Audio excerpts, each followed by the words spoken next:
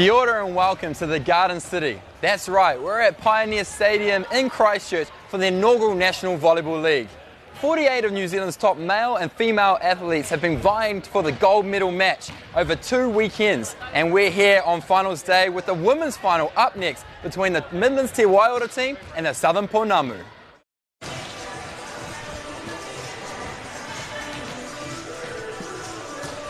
Well, no mai, haere mai, and welcome into Otutahi, Christchurch. Yes, it is the finals of the inaugural National Volleyball League. I'm Leslie Murdoch, and with me is high-performance player Trent Webby. And boy, have we got some great finals up for grabs today here at Pioneer Stadium.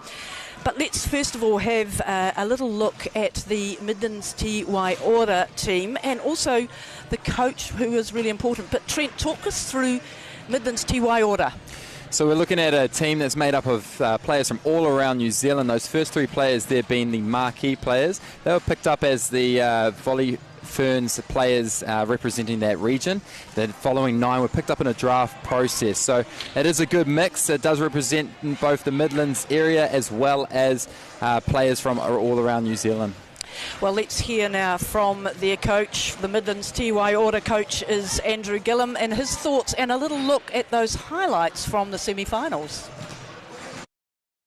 Yeah, we were really happy with how they played. They came together. We got off to a really good start, and I think that was important. Just managed to get our service game going. We were passing well, we were putting ball on the floor, and that just gave us a bit of confidence, and we're able to push on from there and keep going through the whole match. We knew that Haufenua would come back at us, and they did, but when it got tough, we were able to get the job done. Yeah, well, Southern were the team that beat us in round 1, so I think the players were quietly hoping that they would come out on top in their semi, so we'd get a rematch against them. And I think as coaches we probably were too. And that'll be an exciting match. We've talked about what they do and what we do and how we're going to respond to that. And I think we've got a plan, so it's just a matter of getting out there, executing it and enjoying it. Oh, it's been awesome. It's been absolutely awesome. It's a bit of mate against mate, a lot of them know each other, both within teams and then across the net, and that's made for some interesting banter. But the standard of play has been really high. It's also been really outstanding to have some really prominent young players mixing with some established national team players, and that's been really positive for our game.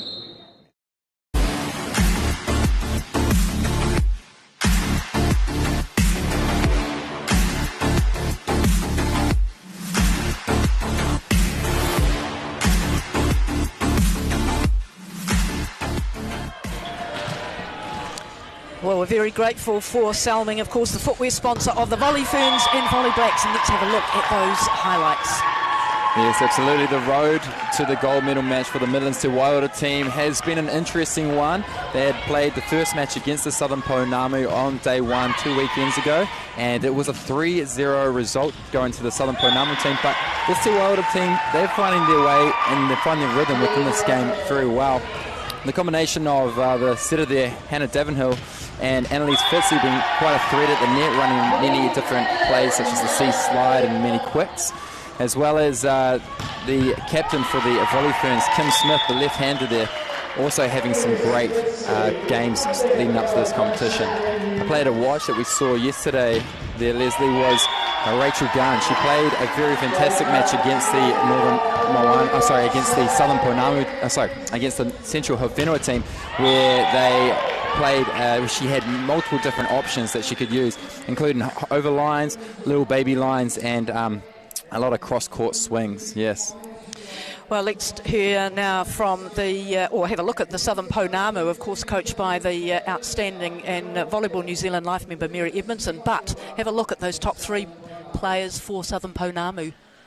Yes, the marquee players. Nikki Pio not playing in the first weekend. She was an impact player yesterday, and she will be a big impact on this team today, that's for sure. Rosa Vesti in there, comes from a very big volleyball family here in Christchurch, Simon Vesti, and of course her mother, a great volleyball player as well, Paula. But let's have a little look now at the coach interview. It's going to be the co-coach, Brendan Crichton from Nayland College, and his thoughts on the Southern Ponamu team. Well, we were obviously happy with the result. I mean, you've got to take that 3-0 and took a little bit of pressure off. But I thought we got our fundamentals right, our passing, we were pretty accurate with that, and our key players stood up. And I think with like Stacey hitting on the outside and Petra were consistent, and also Nikki coming into setting when she didn't play the first weekend for us as well, and she showed her class. It'll be a battle. In the first weekend when we played them, I think Andrew was just sort of trying out combinations, and I wouldn't take anything from the first game against them. I could see it going all the way, to be honest. I think the teams match up real evenly, and it should be an exciting game. I think it's fantastic. You've got all the players in one area here. I think VNZ couldn't have asked for a better competition. Just the excitement and enthusiasm around the players and the environment that's been created, just with all the media exposure. It's also what's been off the court as well as on the court. It's been, quite professional, and I think it's a first step has been awesome. They've just look to build on this, and I just can't wait for the next 2, 3, 4 years and beyond.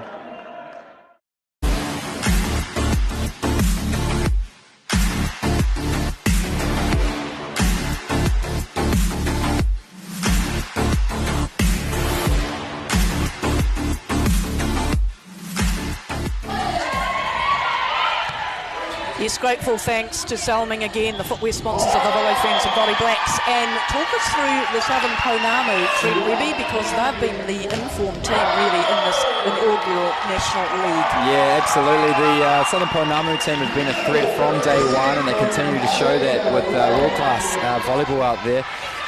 The middle hitter there, actually we'll talk about Stacey Neo, who just hit the ball in the replay there. She's been a big part of this game, aggressive player at the front court and a great defender in the back court as well. Been all over the balls. And another great player to watch, Courtney Roberts, coming from Brandon in Canada. She now lives in the Tasman region of Nelson, and she's been a big threat through the middle. So these two will be big power players in this competition, and I won't be surprised if we see the likes of Bianca Pretorius, the young setter, or Nikki Pure using them when they need to get out of trouble. Yeah. Yes, well, there'll be a few things that we can talk you through if you have never watched volleyball before. There'll be a lot of people, of course, who know their volleyball, but there are some little intricacies that Trent will talk us through as this all-important final, which the players, you can see now, are all set. They've had their warm-up, been out there for about half an hour, did their jogging, did their little sets, and getting themselves. How important to win this title? Oh, it's super important. How awesome would it be to get your name, the first name on the trophy? It's the inaugural National Volleyball League. So that means that this competition's never been played before. How it's actually going to be the start of probably a long legacy, though. I think this is a great level of volleyball for High Performance New Zealand in terms of a step up from club volleyball and a good lead into our national teams. Absolutely. So Midlands Te Waiora, they are on your screen on the left, wearing the black and the red, and the Southern Pounamu in the black and green. So we are all set. This is the big final. First serve there by Katie Salia, the middle. Nikki Pure using Courtney Roberts, number 6 there, and they get the first point. Very nice and easy, just how we mentioned it at the start, Les. We thought they're going to be using Courtney Roberts there as one of their key players, and to right, they go for the number 9 there straight away through the middle, and now she's back to serve. Great set there by Hannah Davenhill, the setter for the Midlands Te Waiora, and a blocking error there by Stacey Neo, number 8. So 1-1. That's what we want to see. Talk us through the scoring system so you can win a point on the opposition serve, of course. Yeah, absolutely. Yeah, old school rules would have been that you could only win a point on your own serve. However, that changed roughly about 15 years ago, and now what we're doing is you can win a point on either side. So you side out, if you defend a ball, you can win that point, and then you can also win off your serve as well. So Nikki Pio, left-hander, such an advantage, isn't it? Absolutely, and we see a left-handed Hannah Davenhill there, number 3 from the Midlands Te Waiora team, just throws the ball over. So having a left-handed setter, the Te Waiora Midlands team have a little bit of advantage there as well. It's always harder to defend that left hand because you're preparing to block the right hand, and it can just be a matter of inches if you get the ball or not. Of course, you've got to make sure they're on the correct side of the court to pick up and take advantage of what that does give you. Here we go. Holly Chandler there, number 4 from Southern Pounamu. And we go to Kim Smith, also a left-hander, so it seems to be the common theme out there today. Number 5 from the Te Waiora team. However, she hits that one just too long, and it goes to the Southern Pounamu team. Well, Kim Smith, of course, a teacher at Shirley Boys High here in Christchurch. Volley Fern captain, wearing number 5 for the team on the left. And so the whole issue around how these teams were put together, they had their marquee players, 3 chosen by the New Zealand selectors and coaches. Correct, and yes. how else then did the rest of the team make up? How was that decided? Yeah, absolutely. That was part of a, similar to what you see over in the NBA with a draft process. So the 3 marquee players had to come from that particular zone, and the zones being Northern, which is Auckland region, Midlands, which is your Waikato Bay of Plenty, your Central Zone, which is Wellington and above, up to the Midlands, and then Southern Zone is all of the South Island. And so those 3 players have to have represented New Zealand, and they're the marquee players. The following 9 were selected based on a massive pool of over 200 athletes, and each coach got to select 1 player at a time. So very exciting to watch that draft process. Well, I think they will be the envy of a lot of sporting organisations who've been able to put them into the 4 zones. Anyway, Midlands, Te Waiora with a lead, 5-3. There's a free ball opportunity here for the Midlands Te Waiora team. They set it out to Jenna Thorne, number 2, but she hits it just too long. However, it has come off the hands of the blocker, so the last touch coming from the Southern Pounamu team, the point goes to Midlands. He's got very eagle eyes. Referees today, Des Kirikiri from the Hawke's Bay and Elisa Sanchez Gomez, originally from Spain, domiciled in Christchurch. Yeah, it's really awesome to see the development of referees within New Zealand, actually. I haven't seen Elisa as a referee, but she's been doing a very good job this weekend. And we see a service ace there from the Midlands Te Waiora team, unable to be passed by the Southern Pounamu team. So a timeout called very early in the set to the Southern Pounamu team. And what do you think they'll be talking about in that team talk there, Leslie? Well, it's not the start that Mary Edmondson, as you can see her back to us now, Brendan Crichton on her right. Well, it's not the start that she would have liked, and I don't think she's seen this throughout this competition, short as it is, over 2 weekends, but she will just want them to get back to their basics. And because what I've seen, having been sat through the games yesterday, is once you get that momentum and those teams that get that early start, it's quite hard to haul them back. So I think she'll just be out telling them just to settle down and just take a breath and get back to good old basics. Yeah, absolutely. And Mary Edmondson, having actually coached many of these players before, she'll know that they can do that. She's seen it numerous times, and that's the advantage of being able to pick players. You can actually pick a team that you're already pretty familiar with in this league. A strong serve there by Annalise Fitzy from Te Waiora team, and a blocking error there off number 3, Hannah Davenhill. An important point for Southern Pounamu in the green. And here we'll see it again. Just goes on the outside hand of Hannah Davenhill and goes outside the sideline. So Rosa Vesti, number 7 to serve. 16 years of age, Rosa Vesti. Probably one of the taller players out on court. And off roll there from Rachel Gunn. We saw many of those yesterday. Great save. Jenna Thorne off the top of the hands. And clever. Subtleties. I always think it's a bit like a chess game at speed. Absolutely. Volleyball, isn't it? Yeah, you have to react very quickly. And we see here the setter chooses which option she wants to play. She's the master of the chess game. And everyone else is just part of the pawn, really. Part of the pawn within the game, I should say. Jenna Thorne, number 2. Quite a consistent player, Jenna Thorne, from the Midlands Te Waiora team. You'll see here, she just uses the hands of the blockers to win the point, just goes on the inside. And she's smart like that. She uses a lot of the resources, such as the hands of the other team, to win points.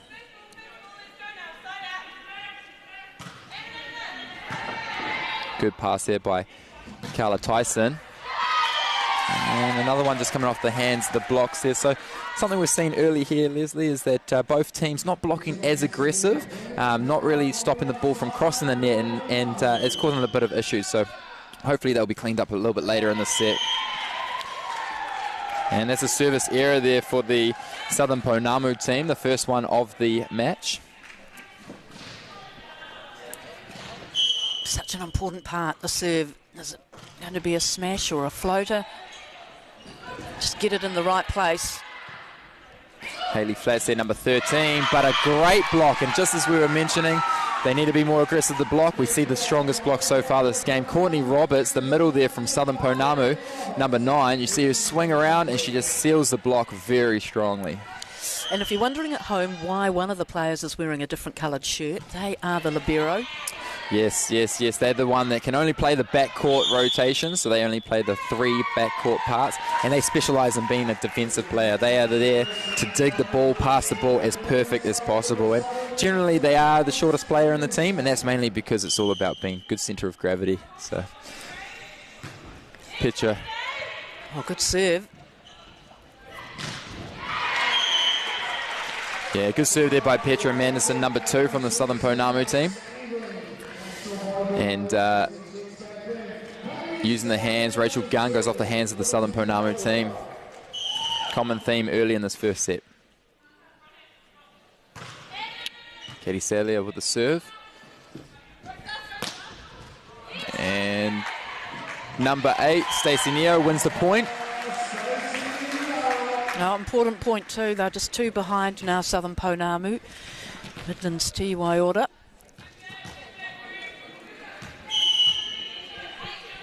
Float serve here from Courtney Roberts, number 9.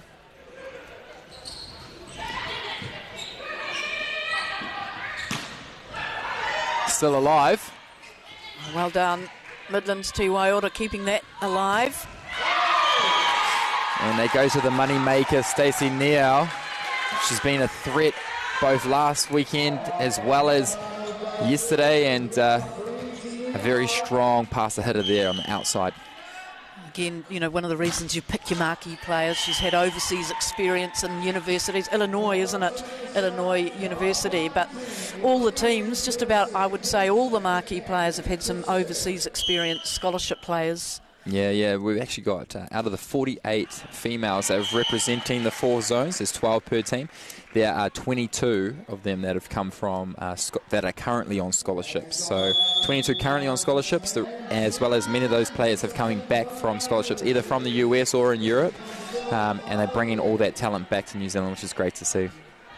Which is why it's important to have a competition like this, which is bringing the best players all together, and mostly in a situation where it has been equalised out, the talent and the money.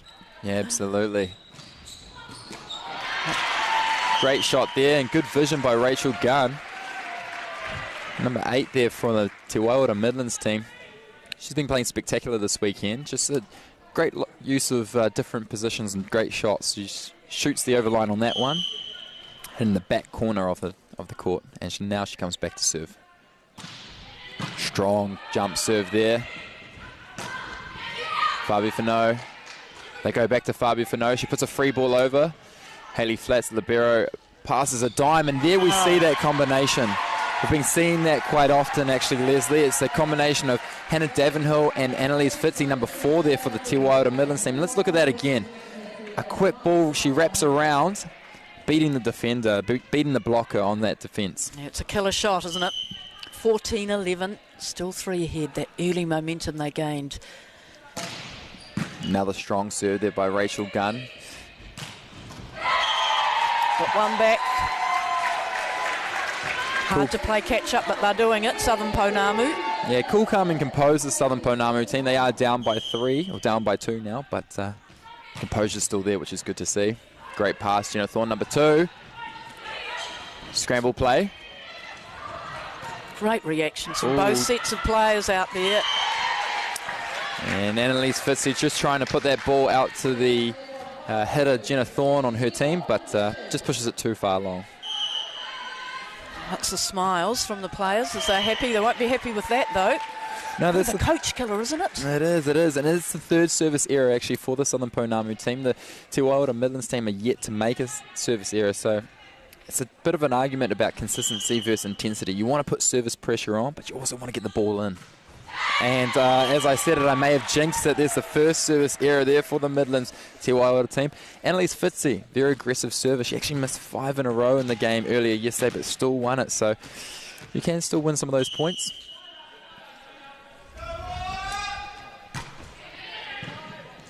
Good pass, Jenna Thorne, a deep tip by Hannah Davenhill, and then a block, but a blocking error, unfortunately. So just close that gap now. And we've got a 15-all point game. Here you'll see it again, just off the outside hands of Hannah Davenhill, number 3 there. So that's a constant theme as well in this game so far. 15-all. They've grabbed their way back into it, have Southern Pounamu.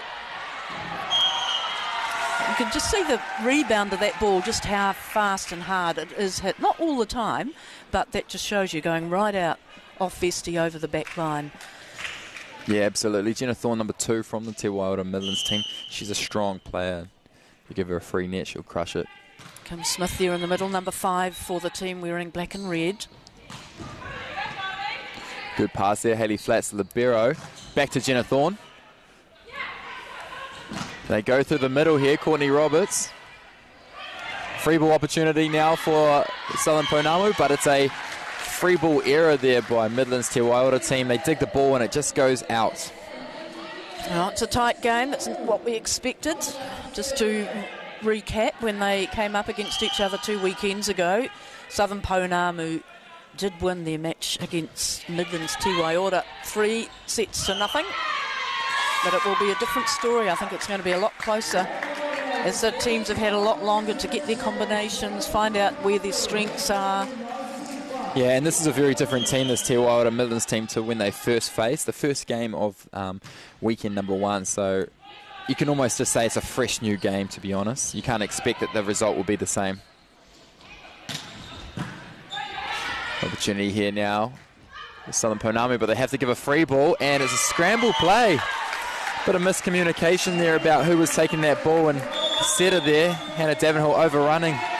And now we have a 2-point lead going to the Southern Pounamu, which is a big swing in events there, actually, Leslie. Well, it's a big turnaround, isn't it? Petra Manderson there doing some great work for Southern Pounamu, but tall players, as you would expect.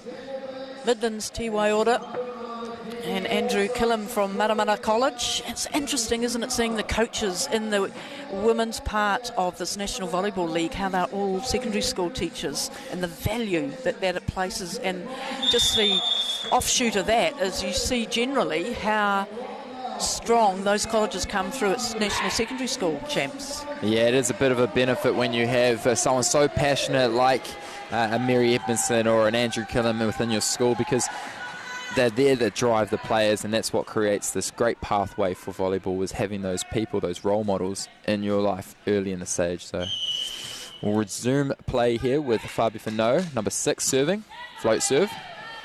Good pass, Jenna Thorne. That goes back to Jenna Thorne. She hits over top, but a pass by Stacey Niel, and a good swing there by Nikki Pure, number 10 from Te Waiora.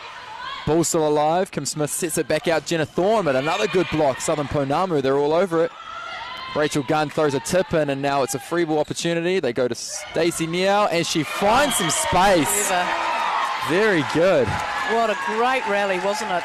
What from both sets of players.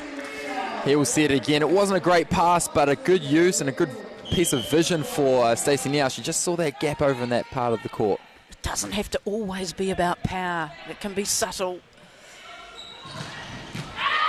And the balance is definitely that as having both power and that craftsmanship. You want to be able to see the gaps and just put a little ball over and get the defense just on their heels a little bit more.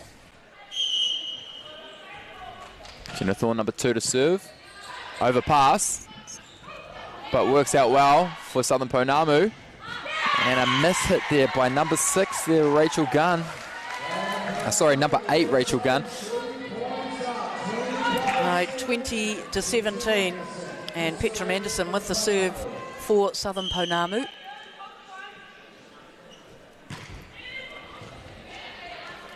"23 years of age, Petra." And we've just seen a bit of momentum swing now. Southern Pounamu have really got into the driver's seat of this first set. They seem to be cool, calm and composed this whole time, and it's paying dividends. They're now taking the lead. Overpass, free ball opportunity.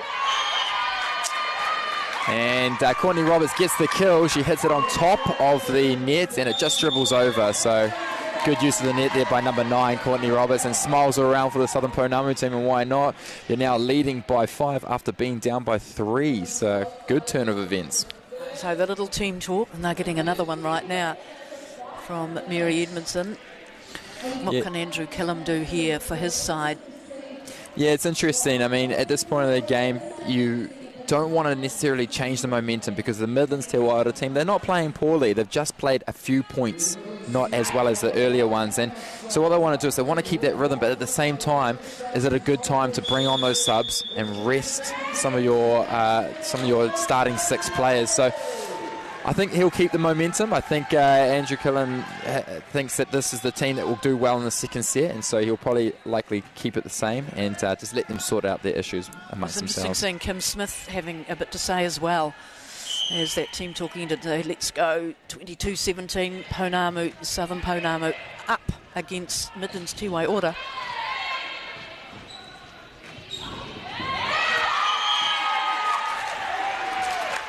We're just a couple away from taking the first set. Yeah, that's a tough one. The set's coming over the shoulder of Rachel Gunn. Long frame of Courtney Roberts. And that's the 4th service error there now for the Southern Pounamu.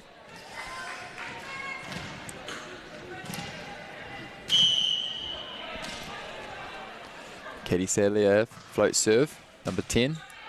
Good pass, a quick tip though by Nikki Pure, number 10 from Southern Pounamu.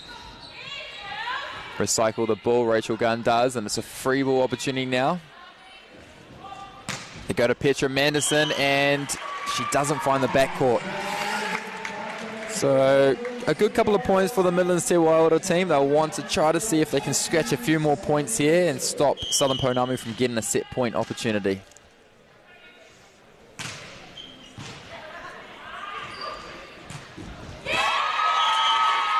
And they go to the big girl in the middle there, Courtney Roberts, and she started off the set with a point, and she gets a good point there as well, so strong middle she is.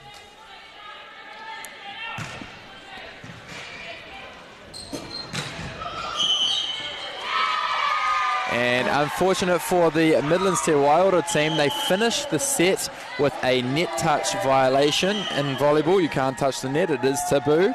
And you have to bring out your best limbo skills almost to avoid the net sometimes. But number 4 there, Annalise Fitzy, swinging through the net and just touching it on the way down. So Southern Pounamu take the first set 25-19, and they'll be very pleased with that, won't they, Leslie? Yes, they will indeed, after getting behind in the early stages of that and just making a few uncharacteristic mistakes. They've come back, they've regrouped, they've looked more dominant, especially up at the net when they've been setting as well, but I think they've also used that little clever subtlety where they haven't always just gone for the smash or the killer pass, and they've just dropped the ball in front of that back line. So it is all about reading what the opposition are doing, isn't it, and coming back and putting your own, stamping your own mark on this inaugural volleyball final. So they swap ends. Yeah, absolutely. Switch ends, and remember, this is the best of 5 sets, so it is a minimum of 3 sets. So the Te Waiora Midlands team will be wanting to take this one out, tie it out, so it's 1-1, and keep the game alive. Be interesting to see what they do bring to the table here, whether they do keep that same rotation we mentioned at the end of the first set and try to build on that rhythm that they had at the start of the first set, or if they're going to change it up just to try to change the strategy that Southern Pounamu have, because I'm pretty confident Southern Pounamu won't make any changes, and why would you? They've got the secret recipe down packed, and we'll be looking forward to see if they do keep that same team to keep the momentum going. Kim Smith again having a lot to say, and I do note yesterday's semi-final how she crafted the game for her team, Midlands Te Waiora. I thought that she was fantastic against Central Haufenua, and just almost like she was the commander and just directing it around the players. It's got such a big impact, and why wouldn't you when you're the Volley Fern captain? Yeah, absolutely. Kim Smith is definitely a valuable asset. She was actually one of the first picks for this Te Waiora Midlands team, and not only because of her skill level but because of her leadership that she brings to the team as well, that you've just touched on there, Leslie. She is a big part of the game, very vocal on the court as well as off the court, and you really want someone like that in your team to drive the ship, you know, to sail the ship. So It'd be interesting to speak to the players after this at the completion of the Volleyball League and see how the marquee players, particularly themselves, felt about playing against each other. Normally they'd be in the teams, mate against mate, if you like, and how much they enjoyed that. yeah, it's pretty funny. You even watch some of the other games, the men's games and stuff, and you've got players from the same clubs even playing against each other, and there's a little bit of banter through the net. It's pretty good, but it's all smiles all around. It's all for the fun of the sport, which is really good to see. Oh, yeah, I think that's the best part about this. It's played in very good spirit, high level, high skill, and very good spirit. So we're underway with the second set. Petra Manderson to throw the first serve in. Good pass there by Nikki Pure, and Nikki Pure gets a chance to attack. Hayley Flats passes out to Kim Smith, and she uses the hands. Good point to start it off for the Te Waiora Midlands team. They get the first point of the second set. Here we'll see again the left-handed Kim Smith, the leader of this team, just using the hands to win the point. And now she dishes up a tough serve and creates a bit of pressure on the Southern Ponamu team, and they can't get a good set to Stacey Niel, causing the error. So number 5, Kim Smith, now to serve again. Watch the left hand serve coming through. Another fast ball to Stacey Niel, and we see Deja Vu, the tip over.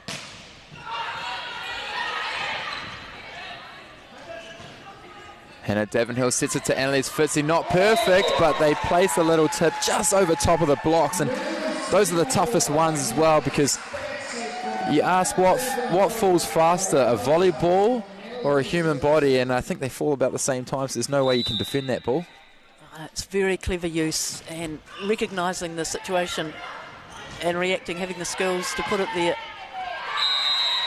Good read there by the libero from the Te Waiora team. They saw that the setter was flicking it over on what's called a setter dump. That's when they don't use the third contact, they actually throw the ball over, but Hayley Flats defends it well. Courtney Roberts.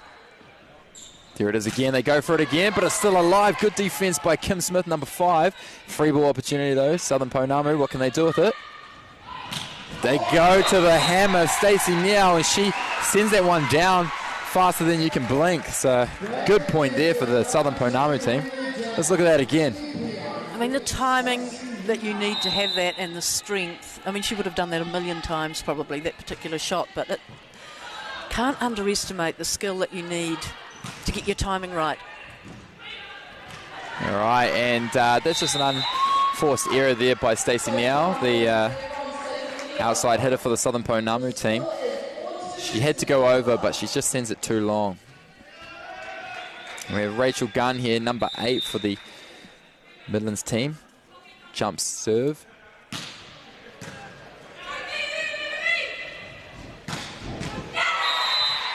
And Stacey Niel being used for the last 3 points. She gets that strong cross-court swing again. Here we'll see it again. She winds up, she opens up, and then she has a big, strong shoulder to swing on that ball. Well, you've got to use the talent that you've got and the expertise that they've come into the team with. So powerful.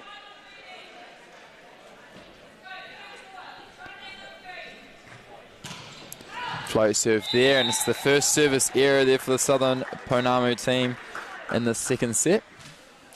5-3, Midlands Te Waiora lead. Second set after the Southern Ponamu took the first set. A lot of talk and communication. Good serve, and we get the first service ace. It goes to the Midlands Te Waiora team, and a good point there. Annalise Fitzy, number 4, had a service error in the first set, so she'll be happy to make it carbon neutral, you could almost say. 1-1, 1 ace, 1 error. Free ball opportunity. And Hannah Davenhill decides she might try it herself, but it's read well by the middle there, the young 16-year-old Rosa Vesti. And it's really cool to see such young talent coming through at this high performance level, isn't it, Leslie? Oh, absolutely. It's just Burnside High School and the work that Sam Ryburn's doing there as well. And it's a hitting error there for Rachel Gunn, number 8, Midlands Te Waiora team. Almost seeing a replica of what happened in that first set, aren't we? Where Midlands to Waiora took the early lead, and it was a reaction back from Southern Pounamu. Rosa Vesti involved as well. Petra Manderson up there at the net. Yeah, we can see here, set to the back courts. Just a little bit too rushed there by the Midlands team. And a service error again for the Southern Pounamu team. It's just 2 for this for the second set. Easy points, aren't they? 7-6, Te Waiora lead.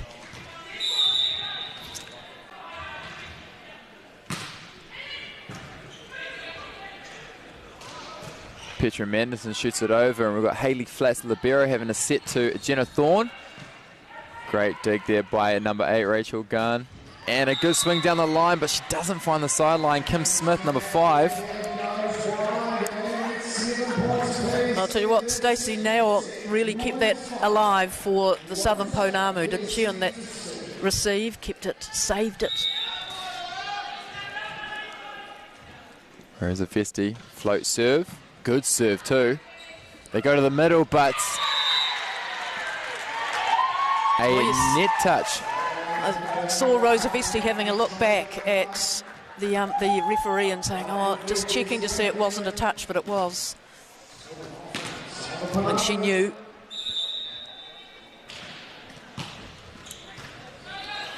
Carla Tyson, good pass. Haufenua, and she just hits it too far long. So Midlands Te Waiora now just pushing that lead out by 2 points, 9-7.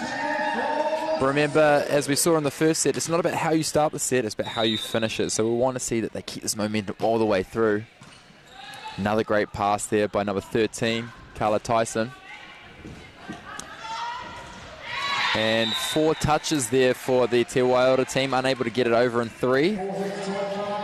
Those serves that are coming are quite flat, sitting at ground level and watching those. You hold your breath because you just don't think it's actually going to get over the net, and it does. It is an exquisite skill to have. Good swing there by Kim Smith.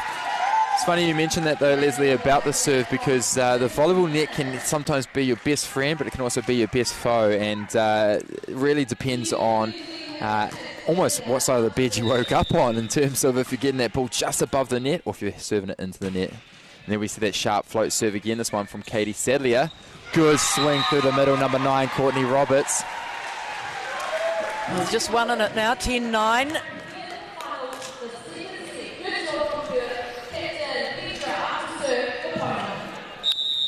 It's the captain of Ponamu there, number 2, Petra Manderson, with the float serve. Still alive, but not able to keep it inside the court. So Annalise Fitzy wins it through the middle, number 4 for the Te Waiora team in black. They're working hard, aren't they, Midlands Te Waiora? They know they have to. They're 1 set down. They're 11-9 ahead. Strong serve. And there she is again, Stacey Neal. Stacey Neal is actually one of those players like Kim Smith. She's actually quite a strong leader as well, and when you look at the team chat, she's definitely one that has something to say every time. So she's a big part. She's almost the equivalent of Kim Smith, and I believe that she actually used to captain the Volley Ferns at one stage as well. 28 years of age from Kawarau. And we haven't seen that too often in this game, but it has been a threat throughout the 2 weekends. We see the Devon Hill Fitzy combo of the C slide. That's the one that shoots behind and is a bit quicker than the blockers can set up on. I love to see those sort of plays. Well, I saw you sit up a bit straighter when that happened and thought, that's a good one. And a service ace much needed for the Midlands Te Waiora team. Rachel Gunn just putting a bit of a gun on that arm actually, and it's just big jump serve to get the point. So timeout now called by Southern Pounamu, and it's quite similar. You mentioned how similar this set is to the first set, Leslie, and we see that timeout again pretty early in the set just to find the composure and get the team back together for the Southern Pounamu team. Oh, exactly right. It's John Edmondson in the bottom left of the screen, second in, husband of Mary and father of 2 of the volleyball players playing for Central Haufenua, Gabby and Fran. Yeah, I'm sure Mary Edmondson would have probably been a little bit upset she couldn't get her daughters into the team, but that's just how it works. And there we see a bit of the, I think the cheering for the Southern Pounamu team there in the beer bottle costume. And that's what we love to see. People coming out here dressing in their colours to support their teams. You know, every zone has got their own particular colour, and there's definitely a lot of green here in the crowd, which makes sense. We're in Christchurch. Well, it's interesting, isn't it? Because it tests your patriotism, because people most would be used to the red and black from down here, and to bring the Southern Pounamu in green. I was just talking to Simon Vesti about that yesterday, and he said just takes a little bit of getting used to. Good dig, Hayley Flats there, number 13. But offset, and Jenna Thorne just unable to put that one in. I think possibly a setting error there by Hannah Davenhill. Well, it speaks volumes for the athletes when they have been marquee players that they don't come from the geographical area where they're playing, that they very quickly establish their relationships with their teammates, and it just shows you the high calibre of the players that are here and the quality, absolute quality, that this National Volleyball League has shown everybody. Jenna Thorne just off the top of the hands of the block. Southern Pounamu doing well to put 3 women there to block Jenna, but Jenna hitting high and off the top of the hands. And I'm not going to preempt what's going to happen in the men's final between the Southern Pounamu men and the Central Haufenua men, but the ball stays in the play a lot longer in the women's game, right? Oh, absolutely. We always expect longer rallies with the women's side of volleyball, and it's interesting because the aggression's still there, the power is still there, but I think the craftsmanship, the girls, the women's volleyball, they're just, and I'm not to be rude to the men, just a little bit smarter with the plays, and they get underneath the ball a lot more often. So we have Stacey Neal now to serve, number 8 for the Southern Pounamu. Just 2 in it. Midlands to Waiora, 2 ahead. And a big swing down the line there by Jenna Thorne, but she doesn't get it inside the court. We're starting to see the Midlands to Waiora team use Jenna Thorne, their number 2, quite often, and mainly because she is playing a very good game. Scramble play though, and it's now a 1-point ball game. Thought they'd saved it. Te Waiora.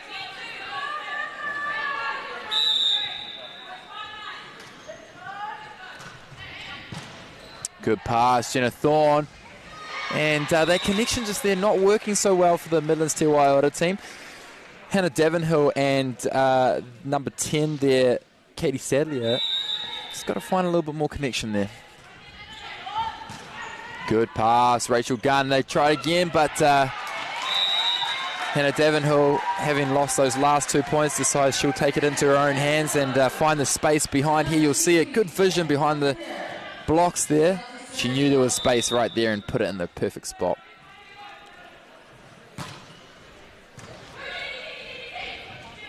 Free ball opportunity now. Well taken by Hayley Flats. They go to Jenna Thorne again and she tips it over top. Stacey Neal says a perfect ball out of Petra Madison, number 2 for Southern Pounamu. They go back to Stacey Neal, but it's going to be a free ball. What can Midlands Te Waiora do with it? They go to Kim Smith and she puts it away. Absolute stunner. Another great rally. Just shows all the skills that you need to play volleyball at this level, isn't it? Anticipation. Yeah, anticipation is definitely a big one, and not moving too early because it can just get you well out of play. So at this level, though, the systems are all in place. You've got the good blocks, you've got the great backcourt, and that's why we see such long rallies, is because everything's working perfectly. It's all efficient. Hannah Davenhill with the serve. Petra Manderson steps up into the game. Number 2 there, the captain for the Southern Pounamu team, and residing with a lot of support here in the crowd actually for Petra Manderson. She, Christchurch-born athlete. Yes, another Burnside High School girl. Says that Kim Smith is her favourite player. So she's playing against her favourite player. How good.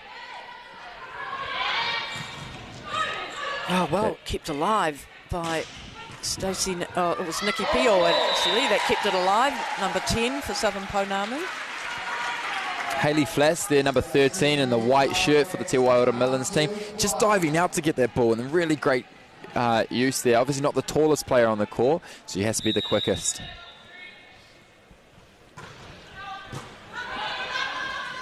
Good chat there also by Hayley Flats. And Kim Smith just hitting that one too long. So not a great pass for the Midlands to Waiora team. And we see the Southern Pounamu now take the lead for the first time here in the second set, 17-16. So timeout now called, Midlands to Waiora. Yes, they needed to regroup and just try and find that little bit of form that they had earlier on in the set. Standing room only here at Pioneer Stadium. Cool about that surface too, isn't it, from London 2012, this surface here for volleyball, part of the 2012 Olympics, and brought back here into Christchurch. And just so handsome, looks great, doesn't it? Very lucky. It brings a good professional feel to the sport as well. So, and it just makes it a little bit easier for the players as well. Playing club volleyball, you play on a court, usually a wooden court with lines all over the place. For basketball, badminton courts, you have to pay attention to one particular colour. So in this situation, it's easy to tell whether the ball's in or out. And we've got our line refs, we've got our first and second refs, so they're all over it. It makes the job very easy for them. Well, I know that not only the Christchurch volleyball community, but the sporting community were thrilled that this was coming down to Christchurch, the National Volleyball League, the inaugural one, first ever. One round in Auckland, one round, and the semi-finals and finals down here in Christchurch. And a miss-hit there by the Jenna Thorne, number 2 of the Midlands to Waiora team. She's been a good player, or a consistent player throughout the set, so they'll see to use her a bit more. There's a few unforced errors. She's only young too, 20 years of age, Jenna Thorne. And there's a service error there for the Southern Pounamu, and sigh of relief for the Midlands to Waiora team. They're just down by 1 now, and they'll be thankful for that ball going into the net.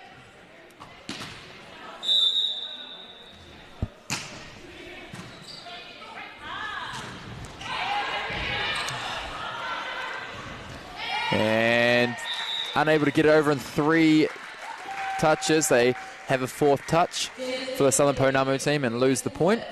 18 all. And 1 down. Waiora, they need the set.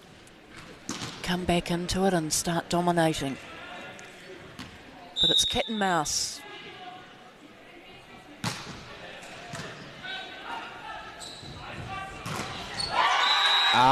Big block there by Rachel Gunn. She finally steps up for a one-on-one block. Here we're going to see it again. Just Rachel Gunn against against Holly Chandler. And the eventual winner there being Rachel Gunn.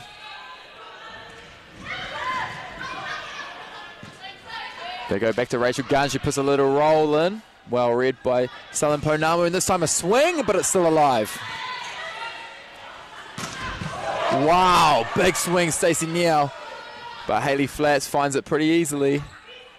Nikki Pure to Courtney Roberts, off pace. Hayley Flats goes out to Kim Smith, number 5. This is a rally. This is brilliant. And it's still alive. Good read in the backcourt. Stacey Neal, number 8. Courtney Roberts, yeah.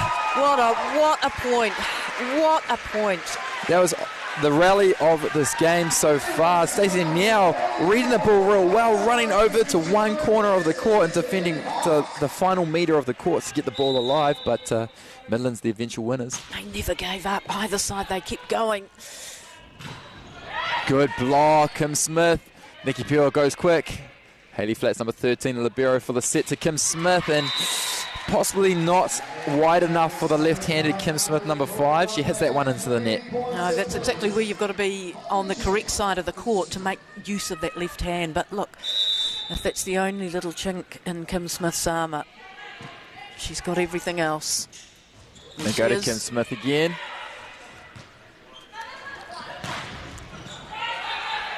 Got another long rally here. Petra Manderson finds a little bit of space, but it's still alive. Good communication by the Southern Pounamu libero, and a swing to the middle. We see Stacey Neal again.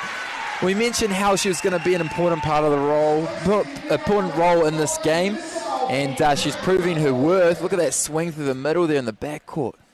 Hayley Flats just couldn't pick it up, but she'd been such a key part of keeping that ball alive for Waiora. And the line judge there puts his hand up to say that that ball hit the antenna, and so the Southern Ponamu team now with a 2-point lead and a timeout called by Midlands Te Waiora as we move into the business end of the set. First to 25 wins the set, and it is a must-win set for Te Waiora team, the Midlands team, and they'll just be looking to take a little bit of a rest here. The classic thing here is to ice the server, is what the coaches say. It's where you call a timeout just to get some composure for your own team, but also you're allowing that server who may be on a bit of a run to think about that serve a little bit longer, because serving is the only part of the game that's 100% mental. Is one player has to put the ball over the net, and although you only have 8 seconds to make the serve, if you call a timeout, you now have 38 seconds to think about that serve, and sometimes that just sits on your shoulders. Expert comments coming from Trent Webby, high-performance athlete. Would love to be playing in this, but maybe next year, Trent. Maybe next year. So we have Holly Chandler now back to serve. She's been thinking about that serve. Let's see how she goes. Good serve. She comes out with an ace. You couldn't have asked for anything better after a timeout. Well, it was interesting watching Holly yesterday in the semi-final. She hit the net a couple of times with her turn, so she's obviously gone back and thought about it and practiced it. Still alive. Petra Madison flicks it up, but it's a free ball opportunity. Jenna Thorne, number 2, with this pass. And a hitting error there by Kim Smith, number 5 for Te Waiora Midlands team. But smiles, a few smiles still around on that Midlands team. I tell you what, every time they've had the timeout for Southern Pounamu, it's worked a treat. They've come back, they've been able to put into practice what Mary Edmondson and Brendan Crichton's been trying to tell them. So the Midlands team defend 1 of the 4 set points. However, they need to keep this ball in and alive in the rally to stay alive in this second set. Katie Sadley at the serve.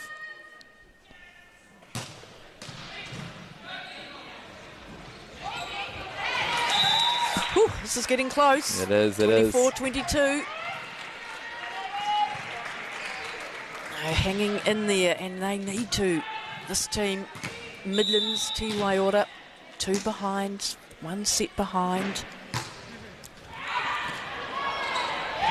And a service ace can ask for much more than that. So now they put it down to 1 point. They've got 1 more set point opportunity by the Southern Pounamu, but they're going to call a timeout. Perfect time. And it's a bit of a deja vu. It's almost the other way around, though. We're trying to ice that server again. Katie Sadley at number 10. Putting a deep float serve and just causing a little bit of pressure there on the Southern Pounamu team. So game tactics here, the Southern Pounamu team, they come out pretty well after these timeouts. What they'll be chatting about right now is possibly just one play, just one thing they need to do. They're going to say, give a good pass to the setter, Nikki Peel, and this is where we're sitting. This is what we're doing. We win the point. It's a race to 25 for the 3rd set, but I'm sure the Midlands Te Waiora team will be thinking otherwise. They're saying, all right, who are we serving on? How are we winning this point?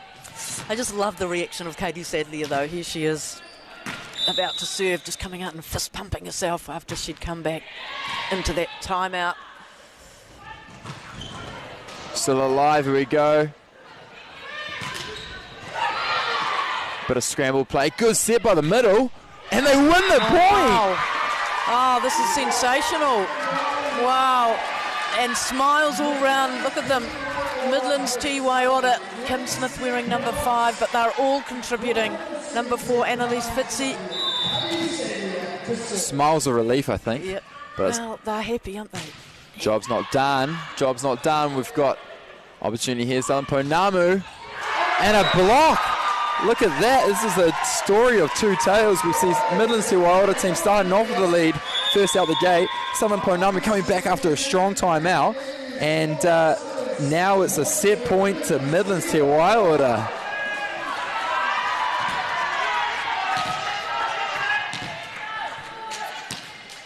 Katie Sadley with the all-important serve, right hand. And there they have it. Wow-wee, can you imagine that?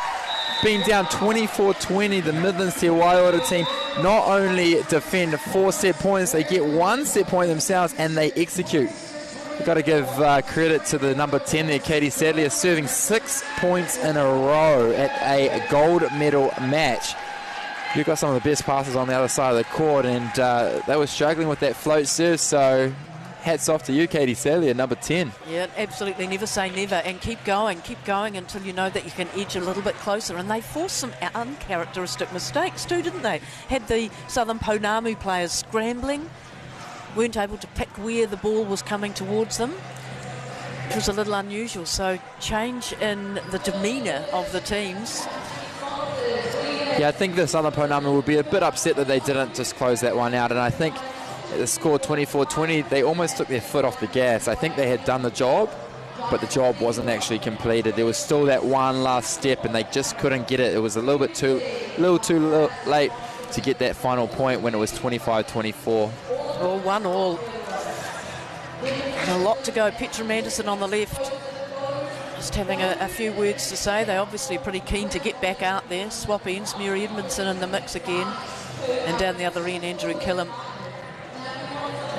Yeah, I can't expect again to see much change in the rotations. They're both finally figuring out their shoes, figuring out their skins, and they've got a bit of good momentum from both sides of the court. So I imagine it will be this very similar rotations there, and if anything's going to change, it's going to have to come from the players themselves. It's probably a good time to talk a bit about our sponsors there as well.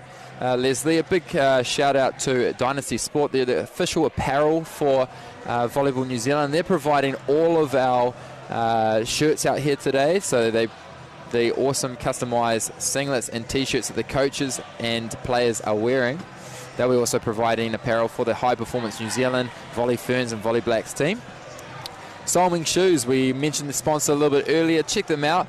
I've heard that if you wear some of their shoes, you get an extra 2 inches vertical hop. So pretty bit of magic in those shoes. Some of those. Yeah, you and me both, Leslie. Solming Shoes, must remember that. Yeah, Futurewood here helping get this court all the way over from London. They're a big sponsor there, putting a bit of funding in towards getting this beautiful Tetraflex court out onto the volleyball arena. And Frequency, they're providing a lot of interesting information in our statistics, as well as a video and analysation for these high performance teams, just to get to the next stage. Fantastic. Can't do anything in this world without people who support you, and those sponsors are critical, that's for sure. So it is 1-1. That is Des Kerikeri from Hawke's Bay. He's in charge. He's got the whistle. 1-1. Big final. And we started off just how we finished. Katie Sadlier with the serve.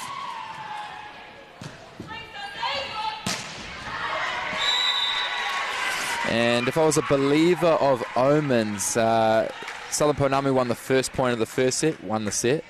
Midlands Waiora won the first point of the second set, won the set. So the first point going to Midlands Waiora. Well, that's a great point.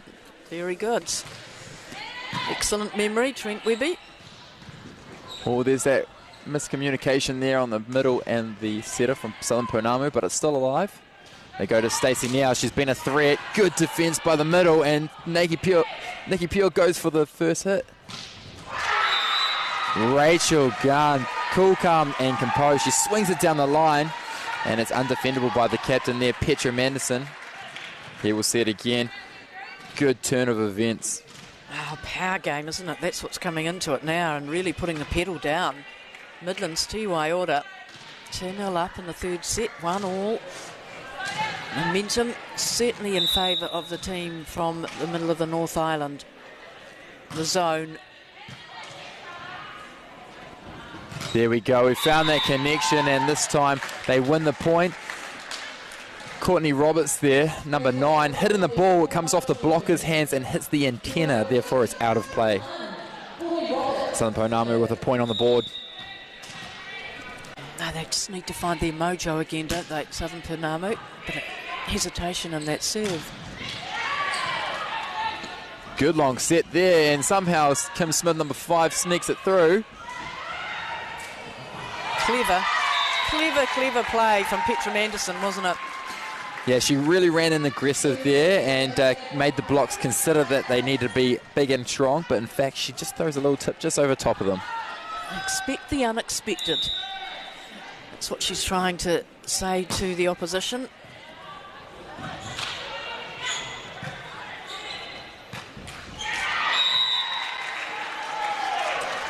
And hitting the area there by Petra Manderson, number 2, the captain for Southern Pounamu. O'Toole, Kim Smith to serve for Midlands to Waiora.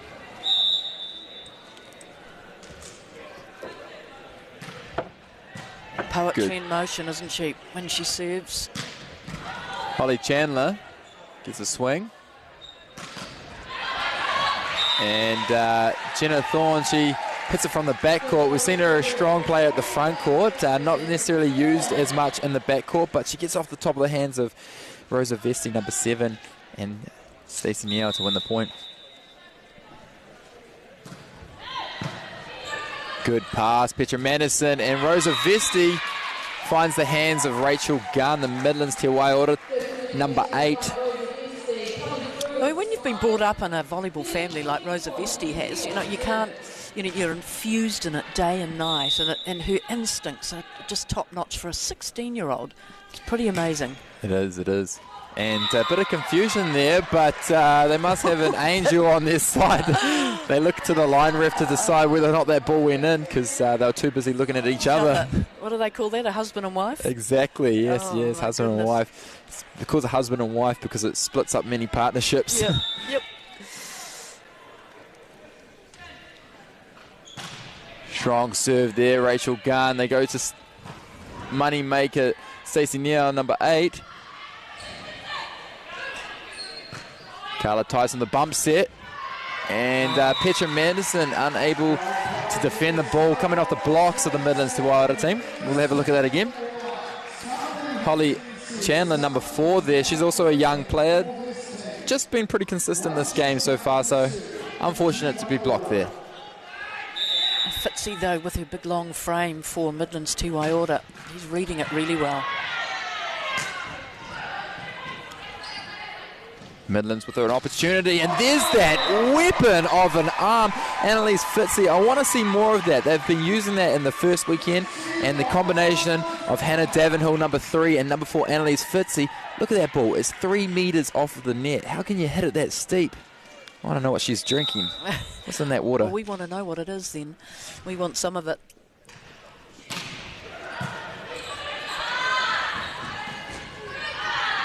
Bit of a dribbler of a ball there, but it's still alive. And a strong block. Easily read though, Rachel Gunn. Annalise Fitzy.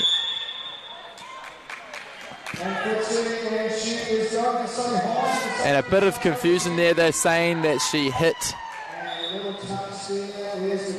Yeah, so the first ref, Des Kerry is telling the player to go back. The player themselves, Annalise Fitzy, exclaiming that she hit the net but on the outside of the antenna, which is not part of the play. Second ref though there, Lisa Sanchez Gomez, saying nope, you in fact touched the part of the net that was in play. Good serve, Stacey Niao. They try it again, but Nikki Peel, the setter, number 10, is all over it. Oh, and a big block. Jenna Thorne. Big smile through the net as she sees that ball hit the ground. Here we'll see it again. The combination, Annalise Fitzy, number 4, and number 2, Jenna Thorne. She laughs it off. Oh, she loved it, didn't she? Wow, that was very powerful. Look, there is a definite momentum shift in this game. Midlands Te Waiora up 8-4, but you can just feel that confidence exuding from them. Got to go Petra. She tips it over top. Kim Smith gets it, and Rachel Gunn finds it in. Very good. When they're dealing with everything that Southern Pounamu send, aren't they, Midlands Te Waiora? They're picking up the blocks, they're picking up anything, and at the moment it is all about Midlands and the game that they're putting on. 9-4 they lead, timeout. And lots of smiles. Then why not? There's been some massive plays, particularly Fitzy getting the big long frame in action and the power game going. Be interesting to see if this timeout is just like the last 2 timeouts that Mary Edmondson from the Southern Pounamu has called early in the set. They normally call this timeout, and it's interesting because in the first 2 sets the momentum has changed. Southern Pounamu, whatever they say in this team talk, does some magic for them, and they usually have the momentum change. So they'll be hoping to keep that same sort of tactic happening here. And we have Annalise Fitzy, number 4 for Midlands Te Waiora team, coming back to bring us the serve after that timeout. And a good serve it is after the timeout. They go over on a free ball opportunity. Good read, Nikki Pure, and the call there being a carry for the Southern Ponamu team. So the ball just staying in the hands just for too long. So you're only allowed a split second, and first ref, Des Kerry says that ball came off their hands. Holly Chandler, is it? Yeah, it is. It's a bit of a throw. You cannot catch and throw. It's all about interpretation from the referee, right? Absolutely, and they set the standards, so now the players should know that's the limit. You can't go any longer in the hands than that. 10-4. Midlands Te Waiora up over Southern Ponamu. Make that 5. 10-5. Annalise Fitzy, she's one of those players that really believes in the intensity of a serve rather than the consistency. She really just puts her arm behind it, and she's had probably the most service faults out of any other player, but she's also had the most aces, so it's all about balance. Well, you always take a bit of a risk, don't you, when you do that, and if it comes off, it's fantastic. There'll be a few losses along the way. This is what they do so well. Te Waiora are able to keep the ball in play and then deliver back the killer shot. Yeah, when you've got the likes of number 8 there, Rachel Gunn, in the backcourt, it's very hard to get the ball down. She reads the play really well, and just the blocking as well at the front court there. You've got Katie Sadlier, Kim Smith, and Jenna Thorne.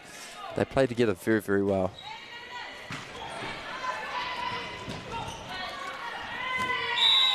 And a bit of confusion there by the Southern Ponamu team.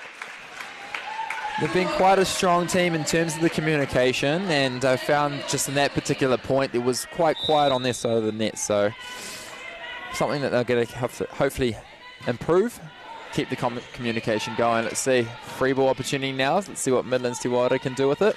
A bump set out to Jenna Thorne. She tips it over. Nikki Pure reads it well.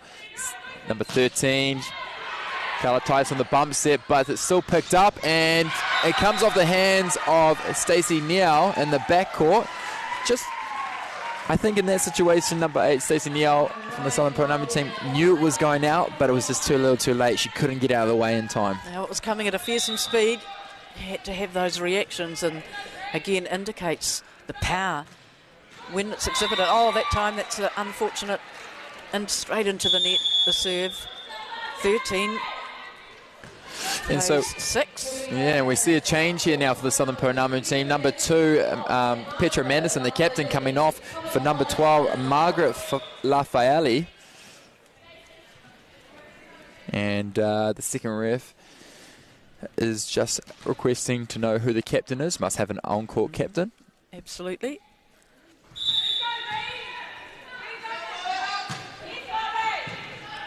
Tight pass.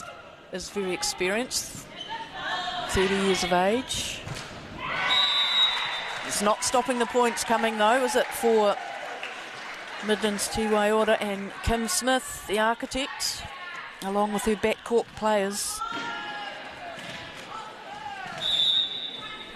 Very impressed with the contribution from Rachel Gunn as well. Got to go Stacey Niao, and she does well with it. That was very good by Stacey Niao. She is one of those players that when you're in trouble, you can set her and she will do the best she can with that ball every time. They'll need a few more. They're at 7 behind Southern Ponamu. Interesting option.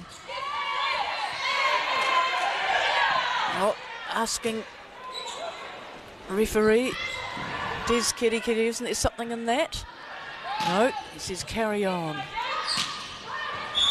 And a net violation by number 10, Nikki Pure, ends that point, sorry, and a little bit of confusion there. I think the argument was, did that ball touch the antenna? It's not allowed to touch the antenna at all, and it looked like it just stayed up in the air on that net and just touched it, but that's what the sideline ref is there for.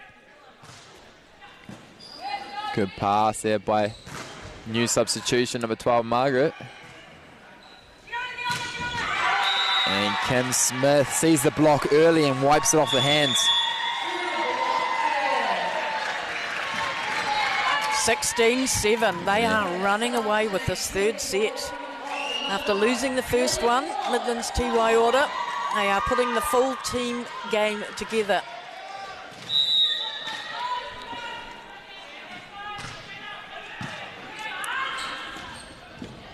Well, that was not expecting the second one to go over. Look at that. Again, the power. Keith Adler, number 10 in the middle for Midlands Te Waiora, having to set that one to Kim Smith. As a middle player myself, you can only dream of being a setter. And it's pretty often that you find that middle hitter, when they're at the front court, just gets in the way a lot of the times. They think they are the setter, and the setter comes in to take the ball, but instead the middle player will set a ball, and 9 times out of 10 it's not that good. What they think is a good set and what is actually a good set for a middle hitter is two very different things. But nonetheless, it works in their favour there, and Midlands Te Waiora team now extend this lead 10 points. Wow, can they come back from that? That's the big question. Petra Manderson believes for Southern Ponamu, very animated and giving out the instructions. You just have to creep back one by one, right? Yeah, absolutely. But at the moment, it is all Midlands Te Waiora. Their dynamic plays, their communication.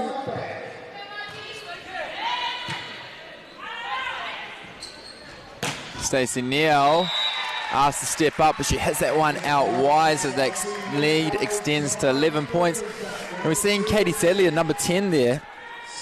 She is serving a deep float serve, and it's causing a bit of trouble for the Southern Ponamu team. Something we saw at the end of that second set. There it is again, but a good pass this time by Carla Tyson. Who they go to here. New sub, Margaret Lafayette. And a good block there by the new substitution there in the middle, Lily Zwart.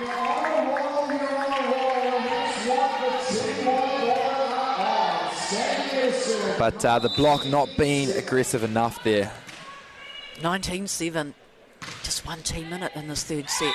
And a service ace, so Southern Ponamu a little bit dazzled there, a little bit razzle-dazzled in the backcourt. Not too sure what's happening. And Southern Ponamu don't have another timeout. They've used both their timeouts this set. Katie Sadler again just has been sensational with the serve. There it is again. It's a free ball opportunity for the Midlands Te Waiora team, and Katie Sadler having to set that one. Another dime of a set. And a double contact there by number 12, the new substitution, Margaret Lafayette. That ball just having quite a bit of spin when it went into the hands, and a lot more spin coming out.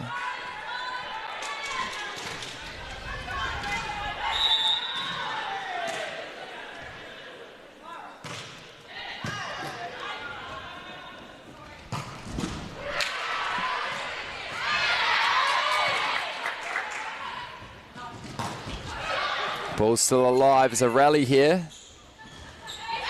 Good chicken wing. Annalise Fitzy, number 4. Sensational chicken wing.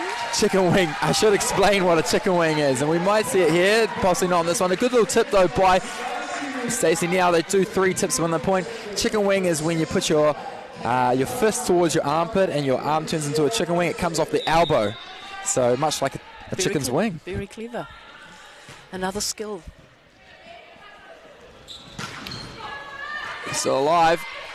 A little tip there. It's a free ball opportunity, and Kim Smith dishes up the sauce, and an interesting set over by Nikki Pure. She just dribbles it over the net to win the point, so smart vision here. Look at this. She used the net very well there, actually. Rachel Garn was in the defence. She would have got the defensive player there if it hadn't hit the net.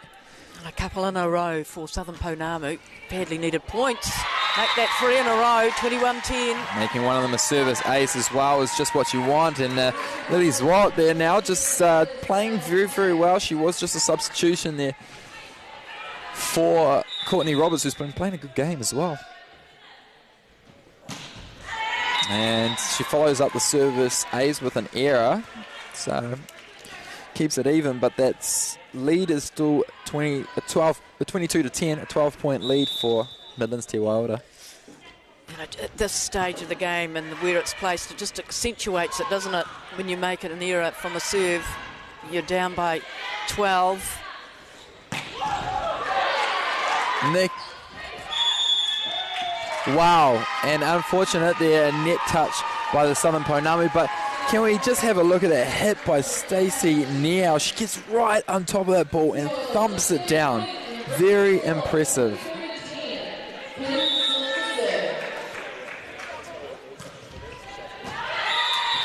And there's a service error there by the Midlands. Well, it's worth a go, isn't it? It is. You would bring it out, your big serve at this stage. You're ahead by heaps. Why not? Exactly. You've got nothing to lose. You've got a few points in the bank. Yep. A few. Stay aggressive. 12. 23-11 it is at the moment, and they've just run away with it. Waiora, they've got all the work ahead of them. Have this team here, Southern Ponamu. Good block there, Rosa Vesti, number 7. And Rachel Gunn not able to find the backcourt or hands, and she hits that one out. So we'll see Nikki Pure here, being an impact player. Didn't play in the first weekend. She is the setter and serving up a very good serve. But that one just going too long, so it's a service error. And only the second one of the set for the Southern Pounamu. So they have been keeping the ball in, which is good to see.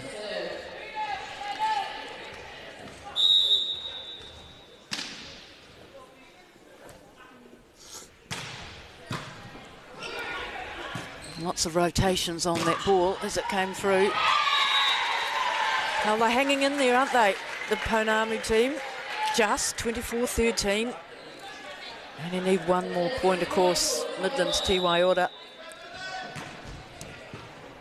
Good pass there, Jenna Thorns. They dish it back to her. Haley Flats all over that free ball opportunity. Annalise Fitzy, she gets over top, but it's still alive. Bumps there, it's going to be a free ball. What can they do with it? They go to the power player, Stacey Neal. Will they go here again? No, this time they go Rosa Vesti, and the chicken wing in that situation unsuccessful. So Midlands Waiora, wow, 25-13. What do you think, Leslie? Wow, 25-13. It's a drubbing, isn't it? And just the combination work and the communication, but the exquisite skills. The power game came into it, didn't it, in that third set? But particularly the way that they were able to bring Kim Smith to bring herself in, Fitzy to come in and get vital points when they really needed to dominate and stamp their mark on it, and they've done it. Rachel Gunn again around the back, phenomenal. But they've brought their A game, and they needed to if they want to be the winners. Yeah, absolutely. They've definitely improved set on set. The first set only just losing that one by 4 or 5 points. The second set they were down to come back to win it, and this third set was definitely a statement. 12 points difference between them, 25-13. So yeah, that first set 19-25 to the Southern Pounamu team, 26-24 to the Midlands Waiora team in the second set, and now a 25-13. I think we might see some changes in the Southern Pounamu lineup. You're picking that? I am picking that. I think they did some substitutions there in that set to see if they could change the momentum of the game. Weren't successful, so I think they will still move it around a little bit, and I think we'll see the likes of a few of the other players that possibly are on the bench that are going to come off and give a bit more energy to the team. The likes of maybe possibly a change in the setter, Yanka Pretorius. We'd hope to see her come out. She had a fantastic weekend, number 1, round 1, where Nikki Pure was unable to play due to injury. Although in saying that, Nikki Pure was playing a bloody good game as well. So it's going to be interesting to see what they do. It's interesting from my point of view that Midlands Waiora, they were able to use the left-hand side of their court to great effect. Often their points were won from that side, and clearly they've got a little strategy that they have reacted to and been able to implement really quickly. And whether, we saw some wonderful serving though. I mean, I think that was one of the keys, wasn't it, in that set? Yeah, you're too right there, Leslie, and the defence. The defence of the Te Waiora Midlands team has improved significantly since that first set, and Southern Pounamu now is struggling to put the ball away because it just keeps coming back up and coming back at them. It does. Yep. We remember at the end of that second set, the first set that Te Waiora won, and Katie Sadler's serves, and that to bring them back in even, and then that third set just consolidating. So Petra Manderson here, the captain, back on. She does the first serve. And Rachel Gunn off the top of the hands of Courtney Roberts. Going with what you said, your little omen. Oh, yes, don't forget about that. They did win the first point of the third set, so... Ooh. And look who's won the first point of this set. Let's see if it comes true for Trent Webby. And that one just coming off the hands of the setter there from the Midlands Te Waiora team, the Hannah Davenhill, and just changing direction for the backcourt, making it a little bit more difficult to defend. Courtney Roberts back on now. So we have seen a few changes with the Southern Ponamu team. They've gone back to their original... Hold that thought. Look at that block. Let's have a look at this again. They finally stopped the unstoppable Annalise Fitzy, number 4. Oh, Rosa Vesti loved it, didn't she? She was right up there, and her reaction, she still feeling the effects of it. Oh, I love the enthusiasm. Hannah Davenhill turns 180 degrees with the left hand and swings the ball into the space. They certainly know how to celebrate a point, don't they, in volleyball? And you've got to. It's big. You can't get across the other side of the net. Everything's on your side of the net. So the more celebration, the greater the team feels. It picks up everyone's morale. And even if they don't win it, you know, they still come together and, well, that's a great serve floating and just dropping down on Chandler. On Manderson, I should say. Nikki Pure just saying that she doesn't believe she touched it, but first ref Des Kerry, eyes like a hawk. He says, nope, I saw the contact there.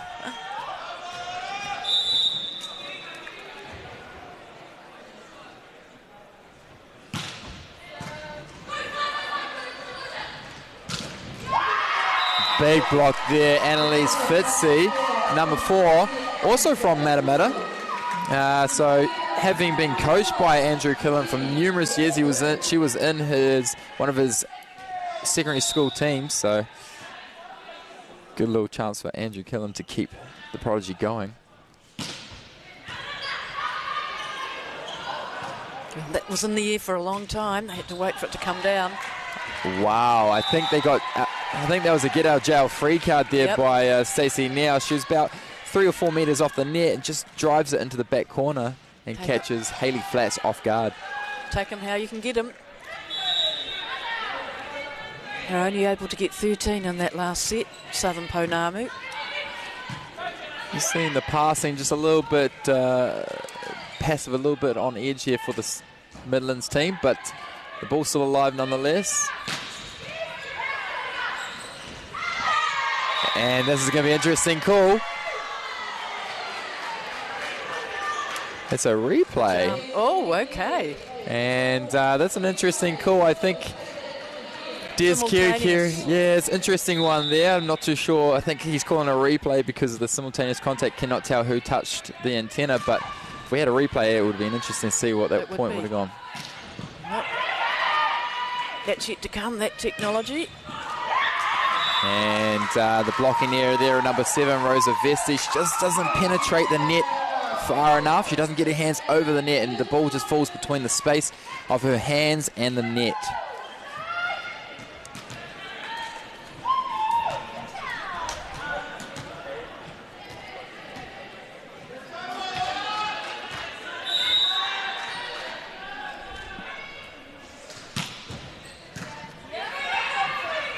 And a good set there. There's Stacey Now. She's been an important part of this game for the Southern Ponamu team. On an 80% success rate, she's been hitting 4 out of 5 balls and getting kills. So we expect to see that happen a bit more in this 4th set. Good pass, Jenna Thorne, although it's a little bit too close, and they have to give the free ball opportunity. Carla Tyson. The pass, number 13, and Fabi Fano, number 6, says couldn't get it the first time, going to try it again, and they go.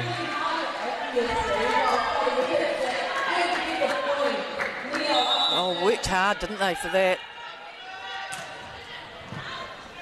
The left hand doing the business for the Ponamu. 2 in a row, is it? Yeah, so they take the lead for the... So interesting, just behind There you can see some New Zealand rugby players. Whitney Hanson, assistant coach in the system. So the rugby players have come down here to learn some skills, maybe. Kendra Coxedge there as well, yes, I think, isn't it? Indeed. In the grey polo. Lana Bremner. Very cool, isn't it? Great to see some of New Zealand's great sporting athletes coming out and supporting a sport that's not well known within New Zealand, but definitely growing nonetheless. Absolutely. And you never stop learning any sport you play.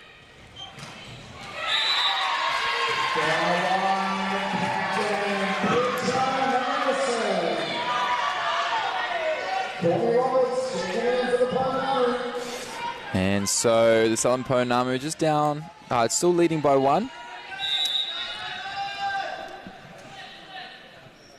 7-6. Rosa Vesti. Off the hands, it's still alive. Hauwhenua gives a great pass, but just scrambling to get to the ball. Stacey now unable to put that one over.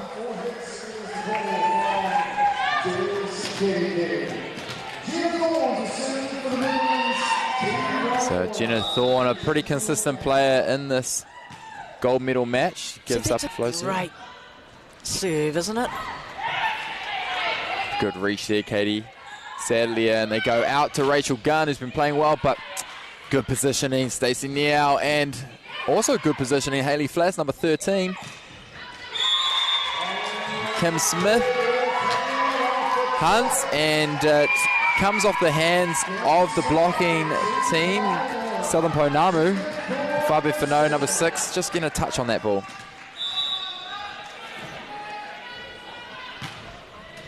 Again, a great serve, coming flat. I've seen a few of those hit the net. It's just so beautifully crafted, isn't it? You know, to get the speed, to float it where you want it to go, and to make sure, as you say, sometimes it can hit the net and fall over and still be in play. But just how it goes across and then drops down. It's a very, very good skill to have. There's another one.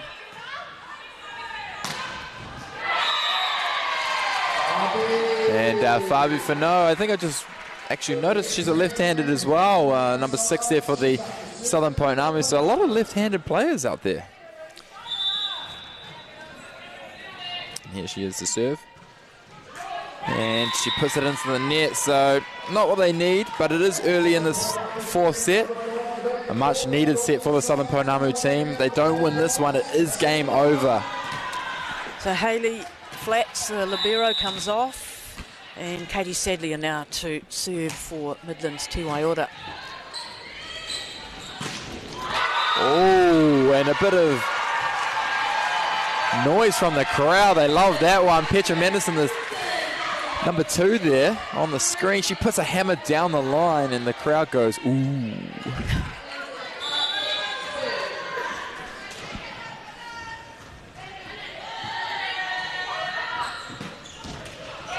Good read, Petra Mendelson. She gets dished the set though. Off pace, and how does she find that line? That's an interesting shot. We'll see it again here. It took a weak deflection, didn't it? It did. It came off the net and bounced back in. Kim Smith with the ball, the left-hander for Midlands, Te Waiora. Oh, too big. Yeah, I think she may have had one too many Weet-Bix this morning. Kim Smith, she puts that one just out the back. And we have Courtney Roberts here, Canadian import.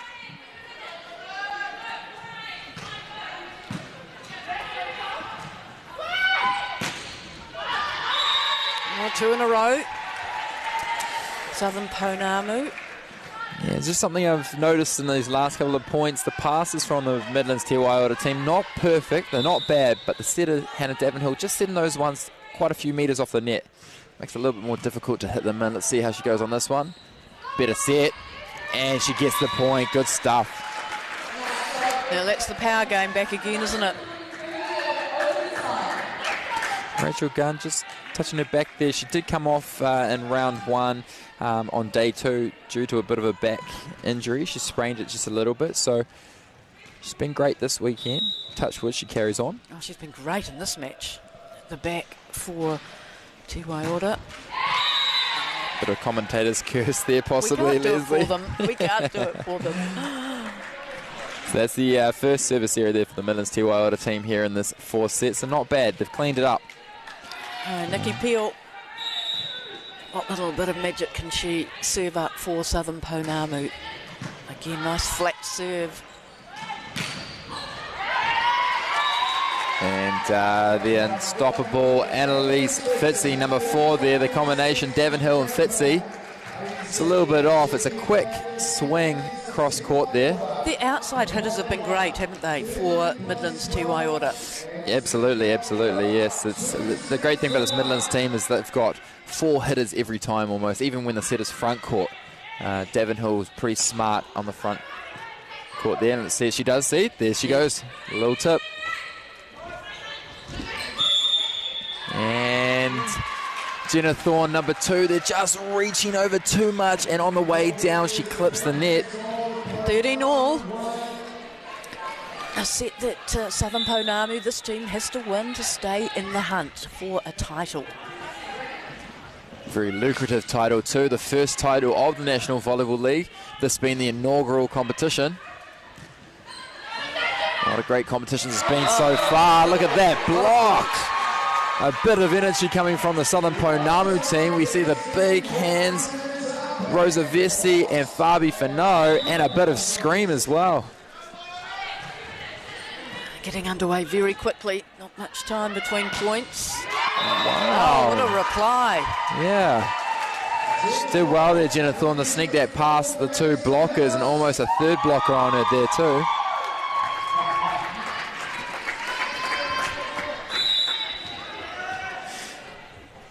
So here's Hannah Davenhill serve.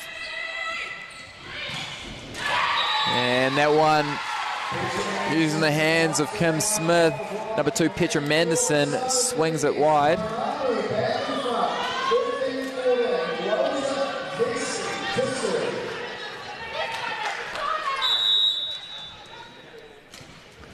Rosa Vesti. Good serve.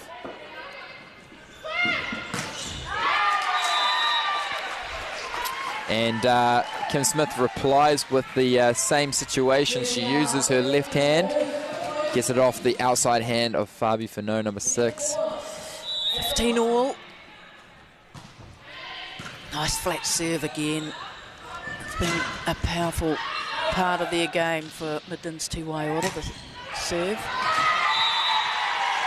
And a lucky block there by Courtney Roberts and Petra Manderson. It just high hands, it bounces off and goes deep into the backcourt where the defenders were not waiting. So we have Nikki Peel there, number 10 in the front court with Courtney Roberts, number 9.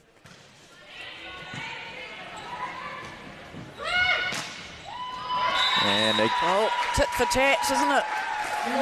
it is, it's anyone's game at this point, and 16 all, it's just what you want. A 4th set and a tough one for the Southern Pounamu. It's do or die for them in this set.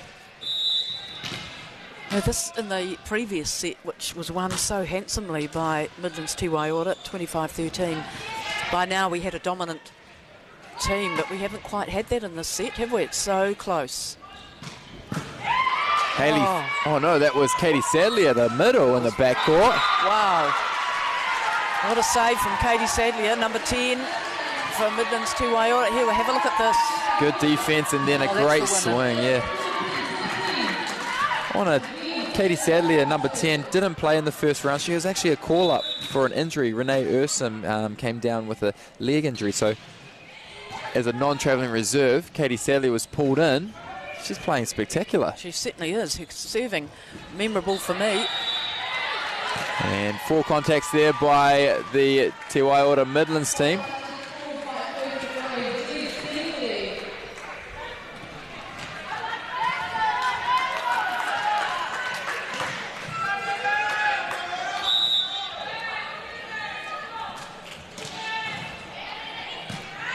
Good pass, Rachel Gunn. They go to Kim Smith, the left-handed, number 5. What a rocket. It was just too much, wasn't it? What a rocket from Kim Smith. Whoa, that left arm whipping through. And the serve as well from her. Hayley Flats all over it. One arm pass there. Carla Tyson, and it pays dividends. The setter, Nikki Pure, gets it out to Stacey Now, who's been playing phenomenal all weekend. Look at that. It just hasn't gone her way previous in the last set, but that one, she's brought it back in.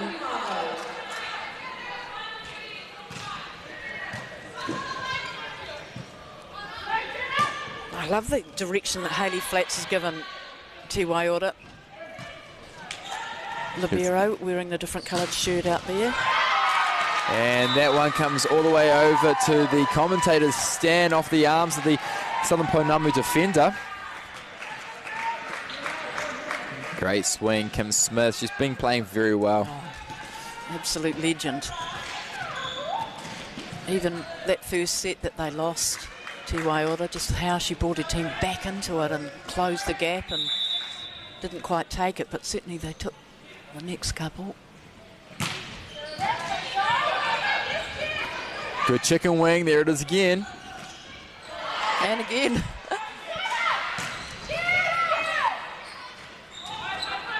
Tip ball, and they go through the middle. Nice little tip ball. Rachel Gunn sold that to the Southern Ponamu. Look at this.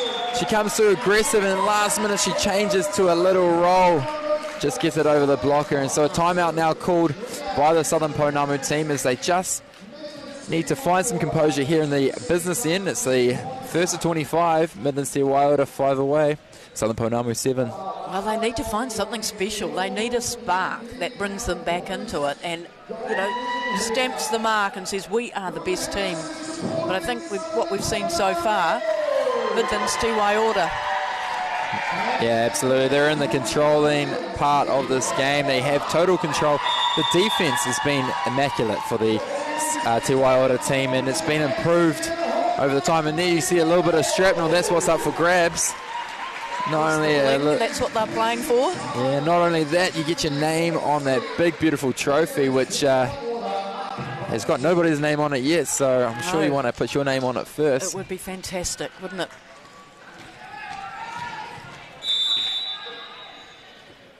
Rachel Gunn, good to have her back. And there. Pass by Carla Tyson, number 13, the libero. A bit of scramble ball. Can they put it back in? They can. Good work, Jenna Thorne.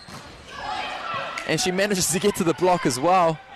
Annalise Fitzy, but it's not down. Petra Manderson gets it, and Stacey Neal, the playmaker, the get out of jail free card. The saviour, she gets the point. Look at this. It's a sensational volley between the two teams, keeping it alive, but that smash, what a killer. A much needed point. They Southern needed Ponamu. it. We talked about them needing to find something special, to spark something, a revival, call it what you will. And with Stacey now there playing as well as she is, number 8 for Southern Ponamu, I won't be surprised they use her more often in this last few points of this fourth set. Oh, great serve, Nikki Peel. But you don't need to when you give a good serve like that, do you? Exactly, all. Race to 5. Who can get it? Well, can she do a Katie Sadler and get 6 in a row on her own serve? Here we go again. Left hand.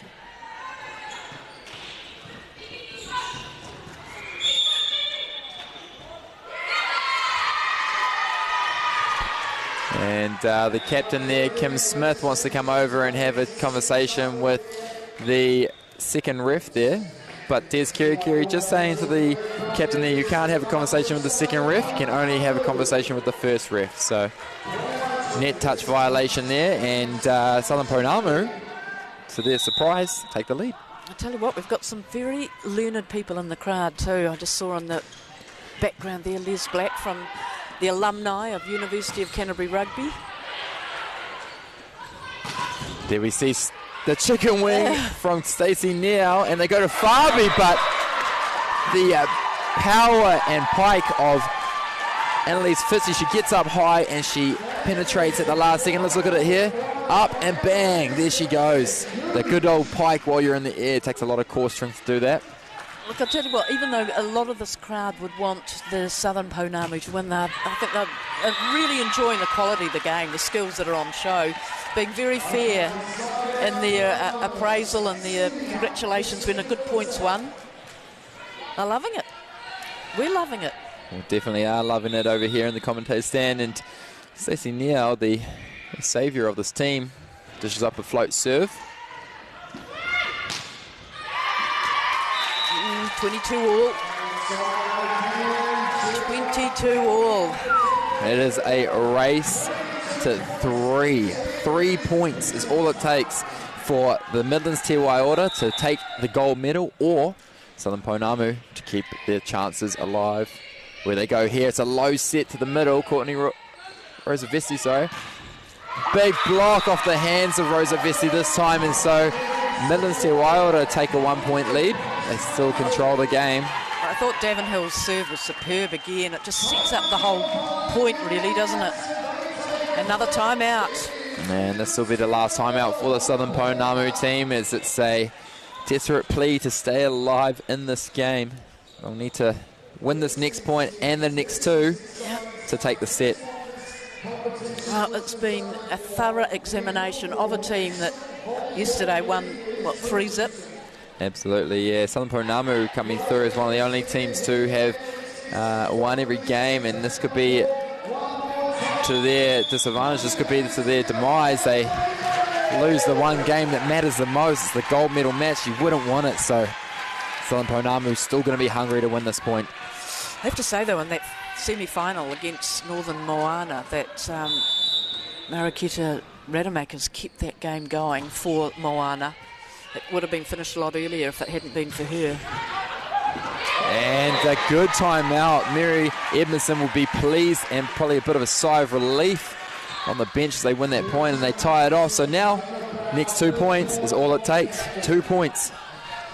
And advantage still with the Midlands Te Waiora team. They just need to pass a good ball here. Got to get a good serve, and Rosavesti with it. Good pass, Rachel Gunn. They go to Jenna Thorne, and she puts it away. The consistent player on that Midlands team. They've been going to get her as the get out of jail free, if we should be using that term again. She just seems to do the right job. All right, Jenna Thorne. Match point opportunity. Sure is. Nice floating serve again. Can they save it? Oh! It's still alive! It's still alive! Brilliant. This is just super stuff. And they get it! And they've won it. Everyone is up on their bench. Here they come. Wow, what a finish. It is amazing. It's to think that they were down by 24-20 in the second set. One set already down. They clutched that second set. They come out smashing in the third, and a neck-and-neck battle with Southern Pounamu putting up a great fight in the fourth. Unfortunately, unable to get those last 2 points, and Midlands Te Waiora, what a way to win a game. Oh, look, they're deserved winners. Never looked back after winning that first set for them. No, not the first set, but their first set. Never looked back, did they? And Kim Smith, look at her. She certainly was the little general out there, but she had some very able lieutenants. You look at Fitzy with some of her wonderful blocks, and then the smash that she was out. Katie Savia, my goodness, with her serving, and what a happy coach we've got there too.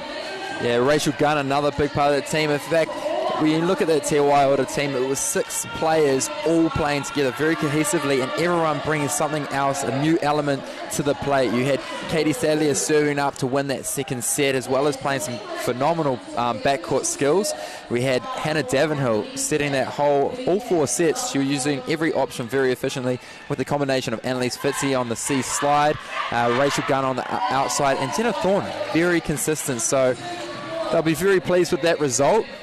And so will Kim Smith, the captain there for the Midlands Te Waiora team. But hats off to the Southern Pounamu team too. They did put up a good fight. Stacey Niall being one of the key parts of that game. They were always going to Stacey whenever they were in trouble, and Stacey was playing very well in those situations to win many of those points. Yeah, I just think that the way that Midlands Te Waiora kept giving it back in that second and third set, and it set them up, didn't it, for their win. And their superior skills, really, in the end, the consistency of it, meant that we have got our first win of the inaugural Volleyball National League, and it will be Midlands to Waiora's name on that wonderful trophy first up. Yeah, absolutely. So that is the end of the women's final here, the gold medal match at the National Volleyball League, the inaugural match. And we will be back very shortly with the men's final. But we've been your hosts, Trent Webby, Leslie Murdoch. See you again shortly.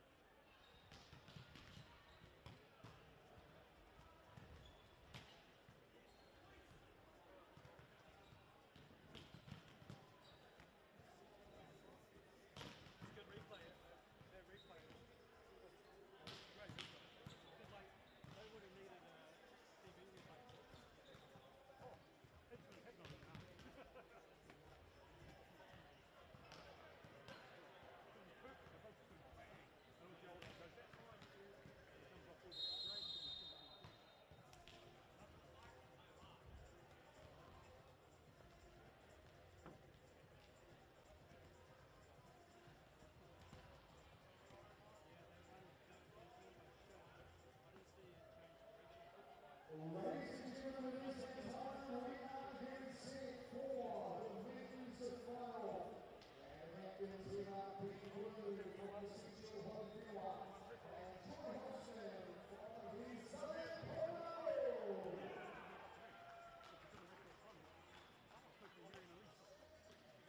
The point toss and we now set the start at 3 o'clock this afternoon.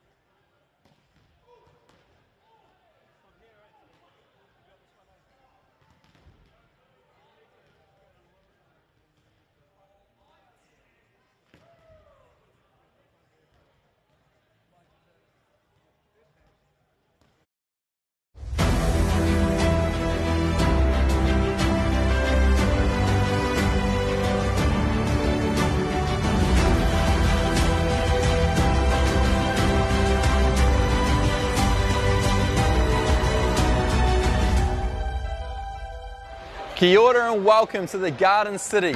That's right, we're at the Pioneer Stadium in Christchurch for the inaugural National Volleyball League. 48 of New Zealand's top male and female athletes have been competing over 2 weekends' times to make it here to the gold medal match. So hold on to your seats because we had the men's final up next between the Southern Ponamu and the Central Haufenua.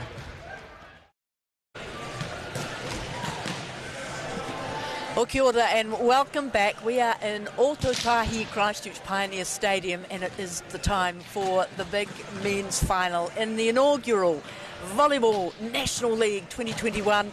I'm Leslie Murdoch, with me Trent Webby, and we have witnessed a fantastic win by Midlands Waiora women over Southern Ponamu. It's the chance now of Southern Ponamu men up against Central Haufenua. So let's have a look at the Central Haufenua team. Trent Webby. Yeah, we're looking at a few of the great players. Those first three there are the marquee players. They are the players from the Central Zone that represent New Zealand in high performance. The following 9 put in a drafts system. 200 players put in their names forward to be part of this competition, but sadly only 48 of New Zealand's top athletes can be represented today. Well, he is a volleyball original, they tell us, Mr. Colin Redpath, and he is the coach of Central Haufenua. So let's hear from him now. I'd like to say it was a cunning plan, but there's no cunning plan in it. We'd done a lot of research on Northern Moana, but in the end, just individuals played better than they had the previous weekend, and together as a team we gelled. So we're pretty excited about it because you win one game and you're in the final. I love this draw. It's great. They have a lot of strengths based around the Shirley style of volleyball with their speed. And some pretty outstanding athletes, and as it said on the screen last night when they were talking about the game, some quite smart volleyball players too. So it's a battle going to be happening, and it's a matter of getting up for it and being ready for it. Oh, look, it's fantastic. Like, as a ex sort of New Zealand coach, just having this program before the international window, having your top 48 players in the country, and women's and men's playing together and with different groups of players, and doing this, and then having a week training and then going overseas, you're just so much more prepared to play, and the standard's very high. It's the highest standard of volleyball that I've seen in New Zealand, other than sort of internationals. So it's pretty cool to be part of, and really exciting, fantastic concept, and the draft system. The guys love it. The opportunity to play with other players and that.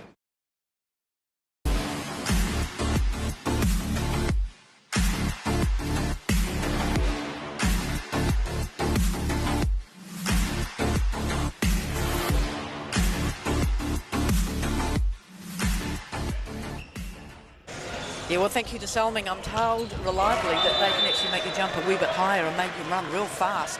But let's have a look at the Central Haufenua, because they were sensational against a Northern Moana team that had not dropped a set up until now. Yeah, this is the team, the giant killers you can almost call them, the Central Haufenua team, having come out of round 1 up in Auckland a couple of weekends ago, not winning a game. So they came into this competition cold turkey, in seeded number 4, and they came out to beat the Northern Moana in 3. Didn't even give them a sniff of a win. And since then, they're now keeping the run on, and they're into the gold medal match against a very strong Southern Ponamu team. But a few of the highlights there, Nick Turner there on the front court, number 10. He's a big setter, sitting at 6'2", and one of the tallest setters in this competition. He played a big part of yesterday's game, as well as the man running around, number 1, Ben Glue. He's a very animative player and a big part of this team. Having been around in the volleyball scene for many years, he's going to bring a bit of wisdom to this team as well. Young number 7 there as well, Mania Harris, coming out of being on a cricket, a bit of a cricket spiel, and now playing back in the volleyball arena. Great to see him back out there. And he would have loved that win over Northern Moana, because they were his mates, weren't they, that he was playing against. Anyway, to the Southern Ponamu, talk us through this, Trent Webby. Yeah, this team is actually very well represented of the southern region. We have majority of these players coming from the 2 clubs here, the Shirley Silverbacks or the Pioneer Panthers, and so they have a bit of an advantage having played together quite often. They'll be playing that real fast set that we see from many of those Shirley Silverback players. Yes, their coach is Sebastian Gonzalez. He's a bit of a pacer on the sideline, and likes to get into his work verbally, so let's hear from him now. It was a really good semi-final. The team played really well. We were really solid on the serving, and serve receive was real good, and the boys did amazing. Midlands struggled a little bit on the passing and the hitting as well. We controlled them really well on the blocking, so we could dominate pretty much the whole game. So that was given the pass to the final.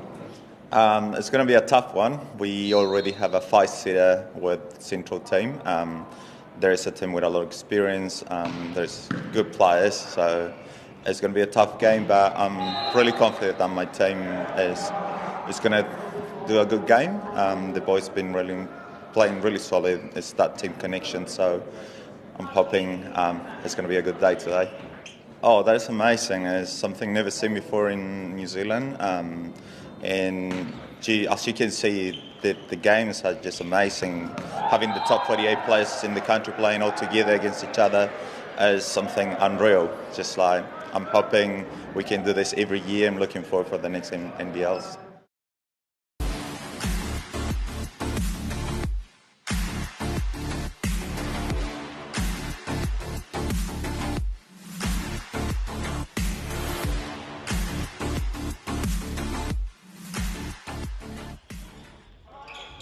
Yes, Salming, they are the official footwear sponsor of the Volley Ferns and Volley Blacks, and we're very grateful for that.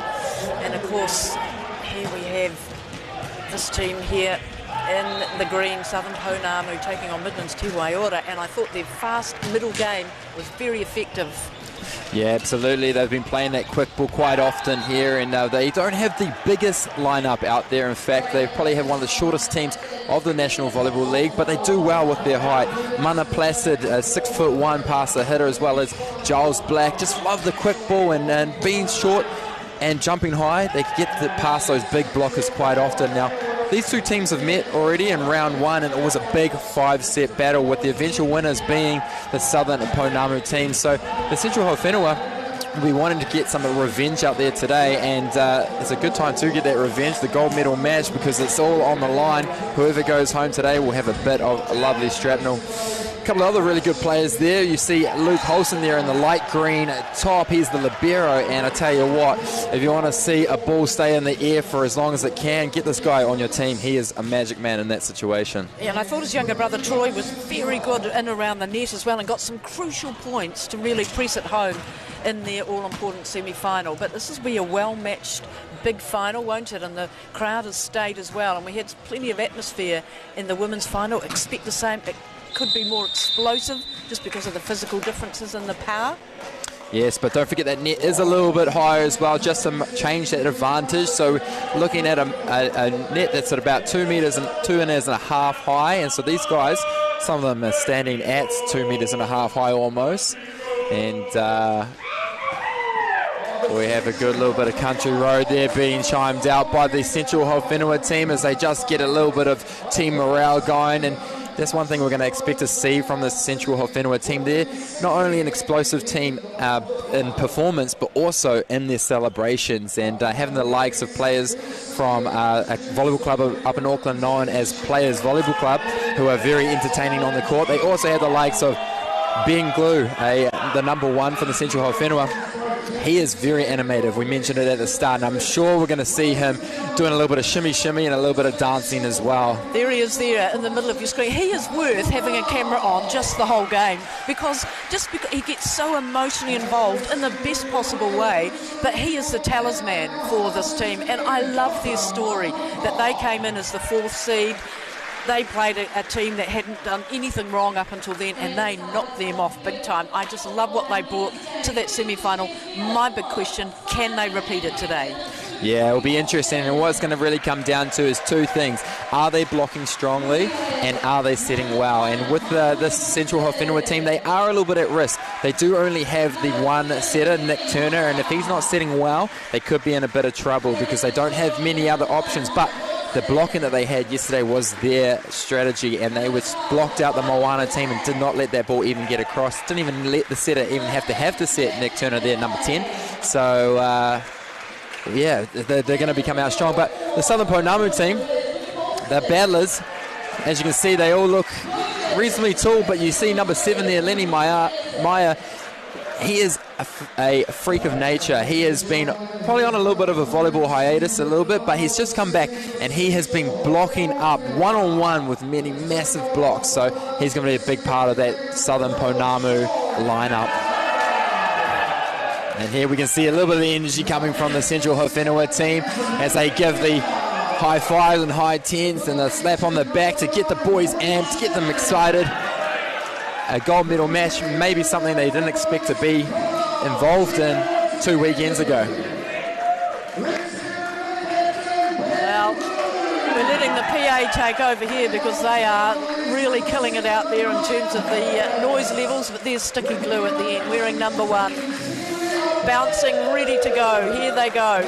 They are pumped, ready. I want to highlight another player in the Central Haufenua team here, Leslie, number 5, Connor Gianotti. He is a quietly spoken player. He just gets out there and does a job, and I think he was a key part of that game against the Moana yesterday.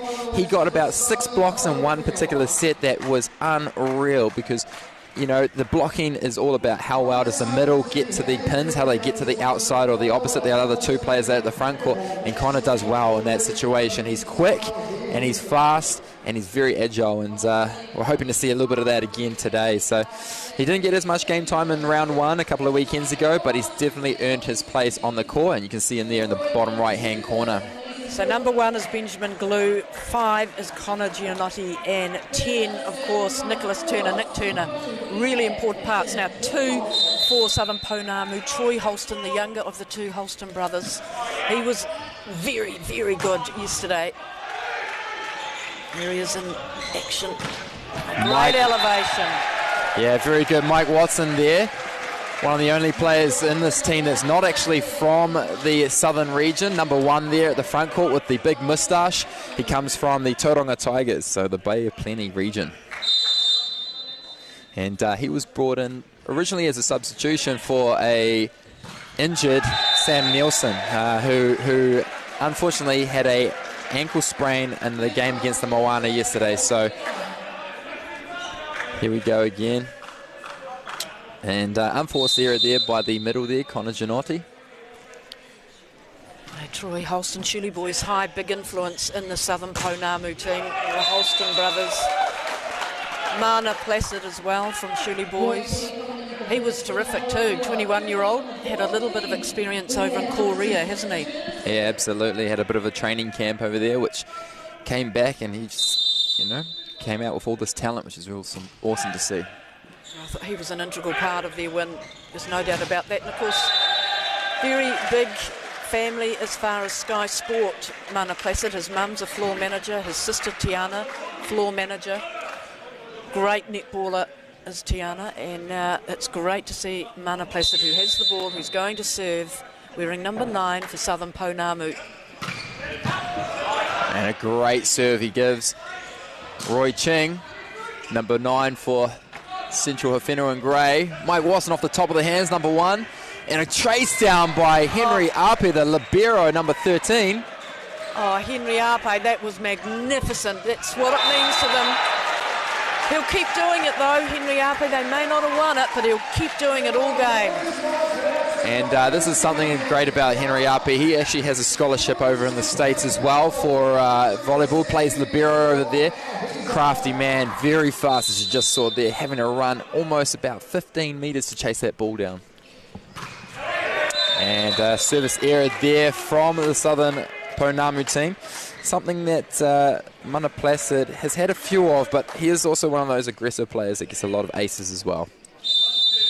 I'll tell you what, Henry Ape, when he went for his slide, wasn't scared to go into the people either. He wanted to save that ball come what may. Good block there. They go to Giles Black. And Connor Gianotti not able to seal that ball. It just rolls off his hands and out. Very game aware, isn't he? Troy Holston, in terms of where he knows where the court lines are.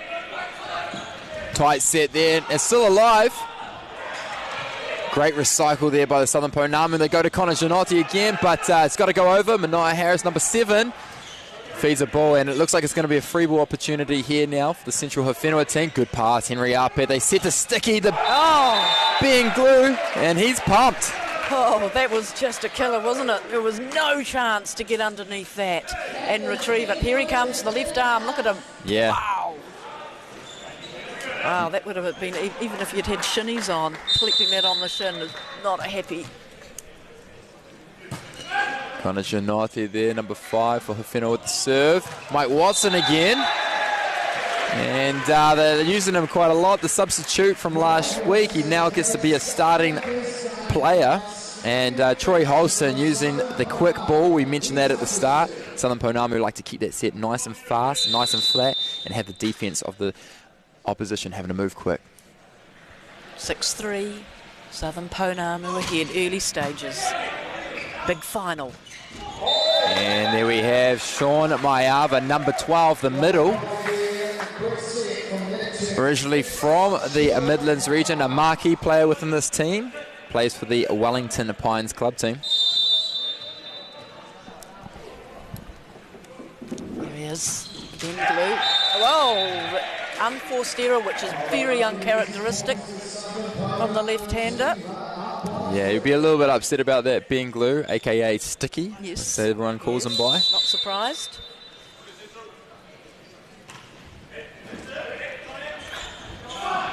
There he is. And he puts the hammer down.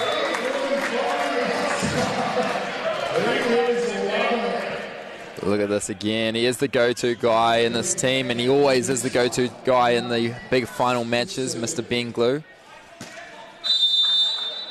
He's got a bit of a swagger as well, you know. He loves to get the points, and he tells you about it. If there's any team that has swagger, it's definitely the Central Haufenua team, and a good swing there through the middle for the Southern Pounamu team. So they continue this lead, 3-point lead early in this first set, 8-5. And we, yep, number 5 there. Young number man. 9.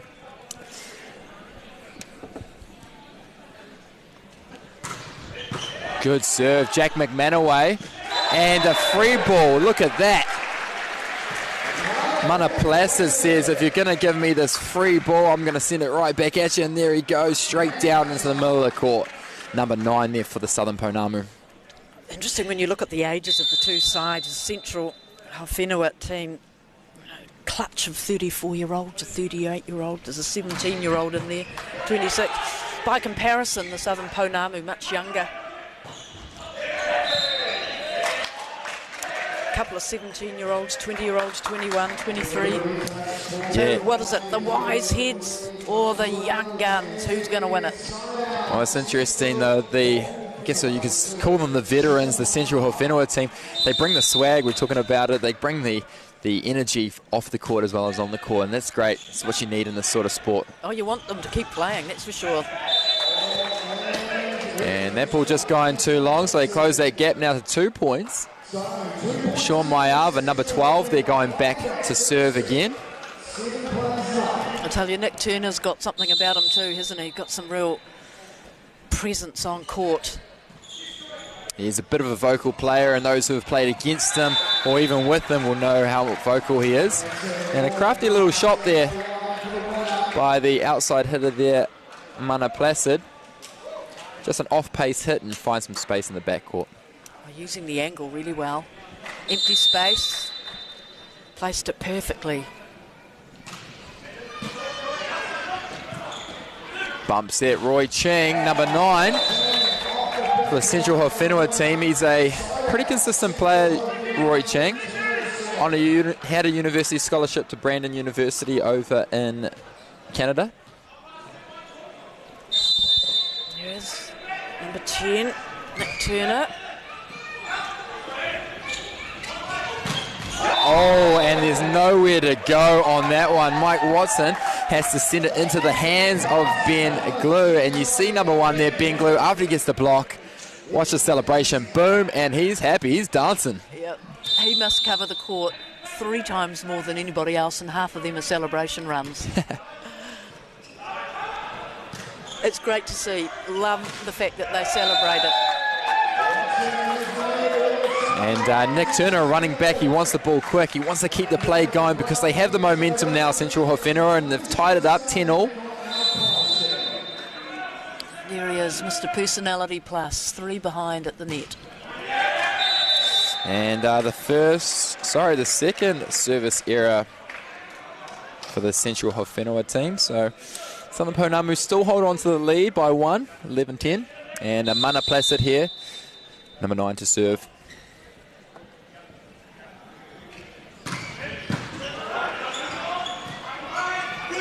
Free ball opportunity now. Mike Watson takes the first touch. Troy Holson shoots it out to Giles Black, number 12 for the Southern Ponamu, and a quick ball it was. I know there's a lot to go in this game, but it seems watching Southern Ponamu in the semi-final and here, they're very efficient.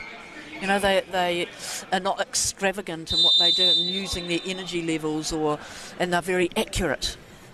Yeah, absolutely. And Mana Placid there with another swing of a ball, but what's going on there? A little bit of confusion, but they play on, and Ben Glue says, no way, let's just finish it. He puts a good swing on it. It's a bit of a scrambled ball at the front court, but the left-handed down the line. Mana Placid just unable to get underneath it. Yeah, it's lethal, isn't it? Left arm killer shot from Ben Glue. Number 9, Roy Ching here to serve, jump serve. He's a legend too, isn't he? It's interesting, a lot of the players in their bios use him as their most influential person in their volleyball career, Roy Ching. Yeah, absolutely. 28 years of age, Waimea, Nelson area. We mentioned that he went to Brandon University on a scholarship. Ben Glue, also number 1 from his team, also on that same sort of scholarship, Brandon University.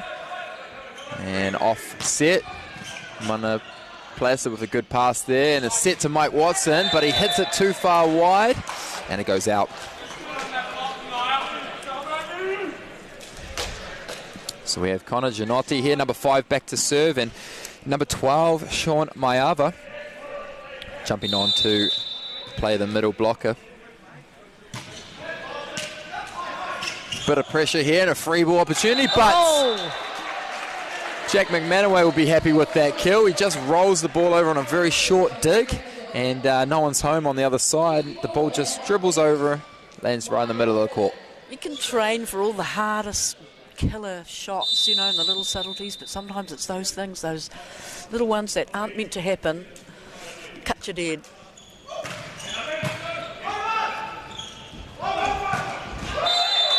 And a great job done by the setter there, Nick Turner, number 10. Let's watch here. The pass being very tight. He plays limbo with the net without touching it, and he allows a one-on-one opportunity. Mania Harris, number 7, against Troy Holson, number 2 from Southern Ponamu. Ben Glue with the float serve. Good pass, Mana Placid. Fast ball. Henry Ape all over it. Nick Turner goes to the middle. Power tip. Another fast ball. Giles Black, and this time he succeeds. He goes off the hands of number 10 there, Nick Turner. And that's a problem when you're trying to block a fast ball like that. If you put your hands up too early, a player like Giles Black here, number 12 from Southern Ponamu, will see those hands. He's going to use them to win the point. Well, he certainly wanted that one, didn't he, Giles Black? He was pumped when he got that one home. And a fast arm of Mania Harris, number 7. I wonder if any of his cricket skills over the summer have translated or have been transferred to his volleyball. It's a very fast shoulder he has at the moment. I was going to say, you'd have to with the right arm, you know, depending on what his skills are in cricket, whether he's a bowler, even if he's just fielding, you're using your right arm to throw the ball in. So I would say they would be very complementary skills.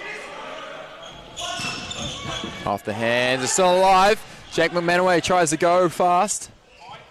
And bump set is 5 metres off the net, and he does well, Mana Placid, but it's a bump set too.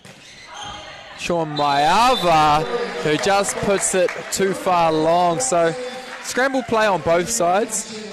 Yeah, well watched by Giles Black as well, just to let it go over the back line. I have to say, Henry Ape is a very reliable libero, isn't he, for Central Haufenua? Yeah, he's a very crafty player, Henry Ape. Number 13 in the white shirt on the Haufenua team. And we have Jack McManaway, also from the Tauranga region, coming to serve here, number 8.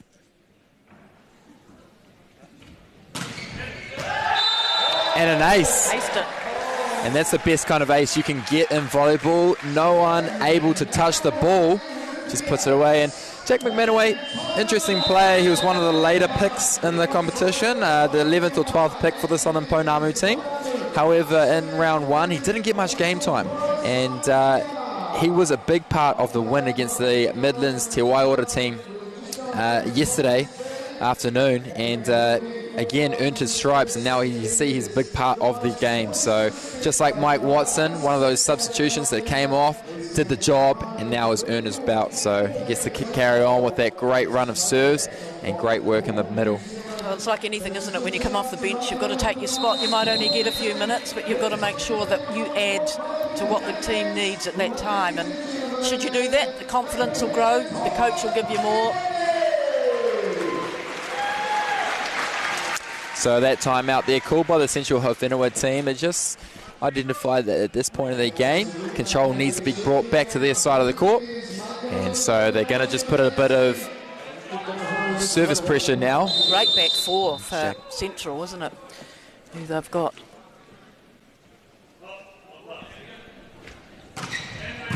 Good serve, Jack McManaway after the timeout. Big high set there by Mania Harris, and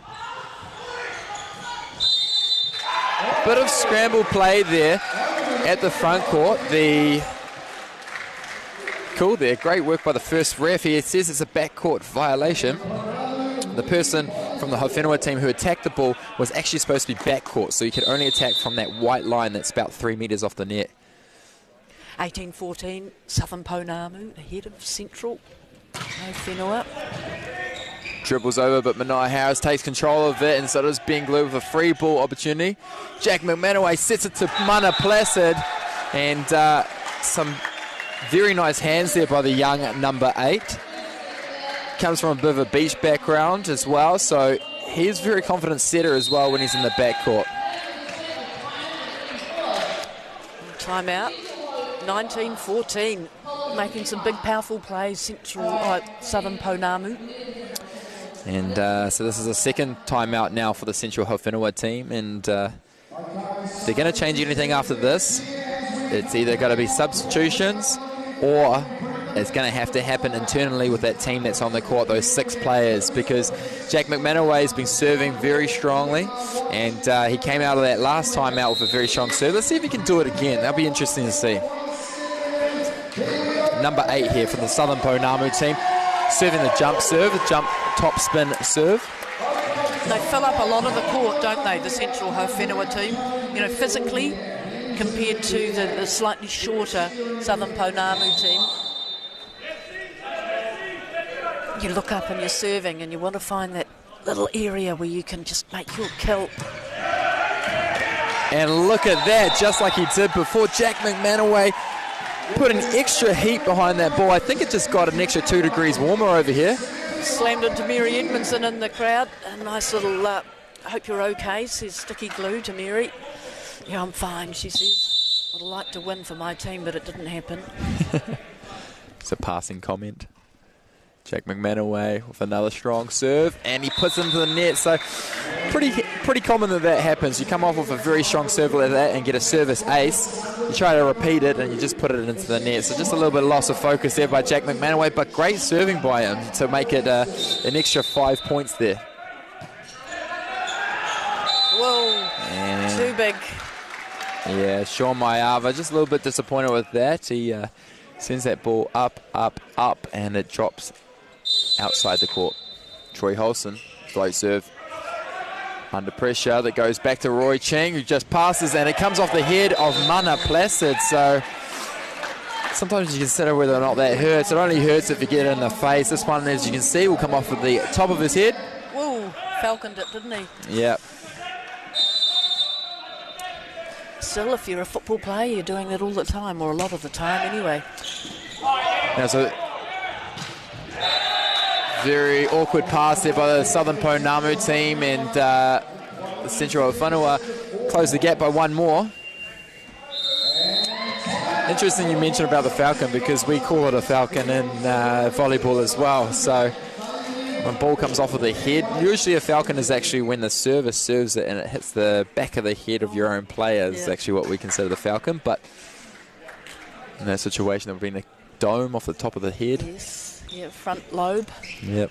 And now a time out here called by the Southern Ponamu team. They just see just a slight change in momentum, not enough for them to be possibly concerned about, but they just want to say, the Southern Ponamu team will be just saying, let's just reconnect. Job's not done. We need 4 more points to see this first set out. And Central Haufenua just saying, good stuff, guys. Let's keep it rolling. Nick Turner, number 10 here. Back to serve. Flow serve. Good pass there, Luke Holston.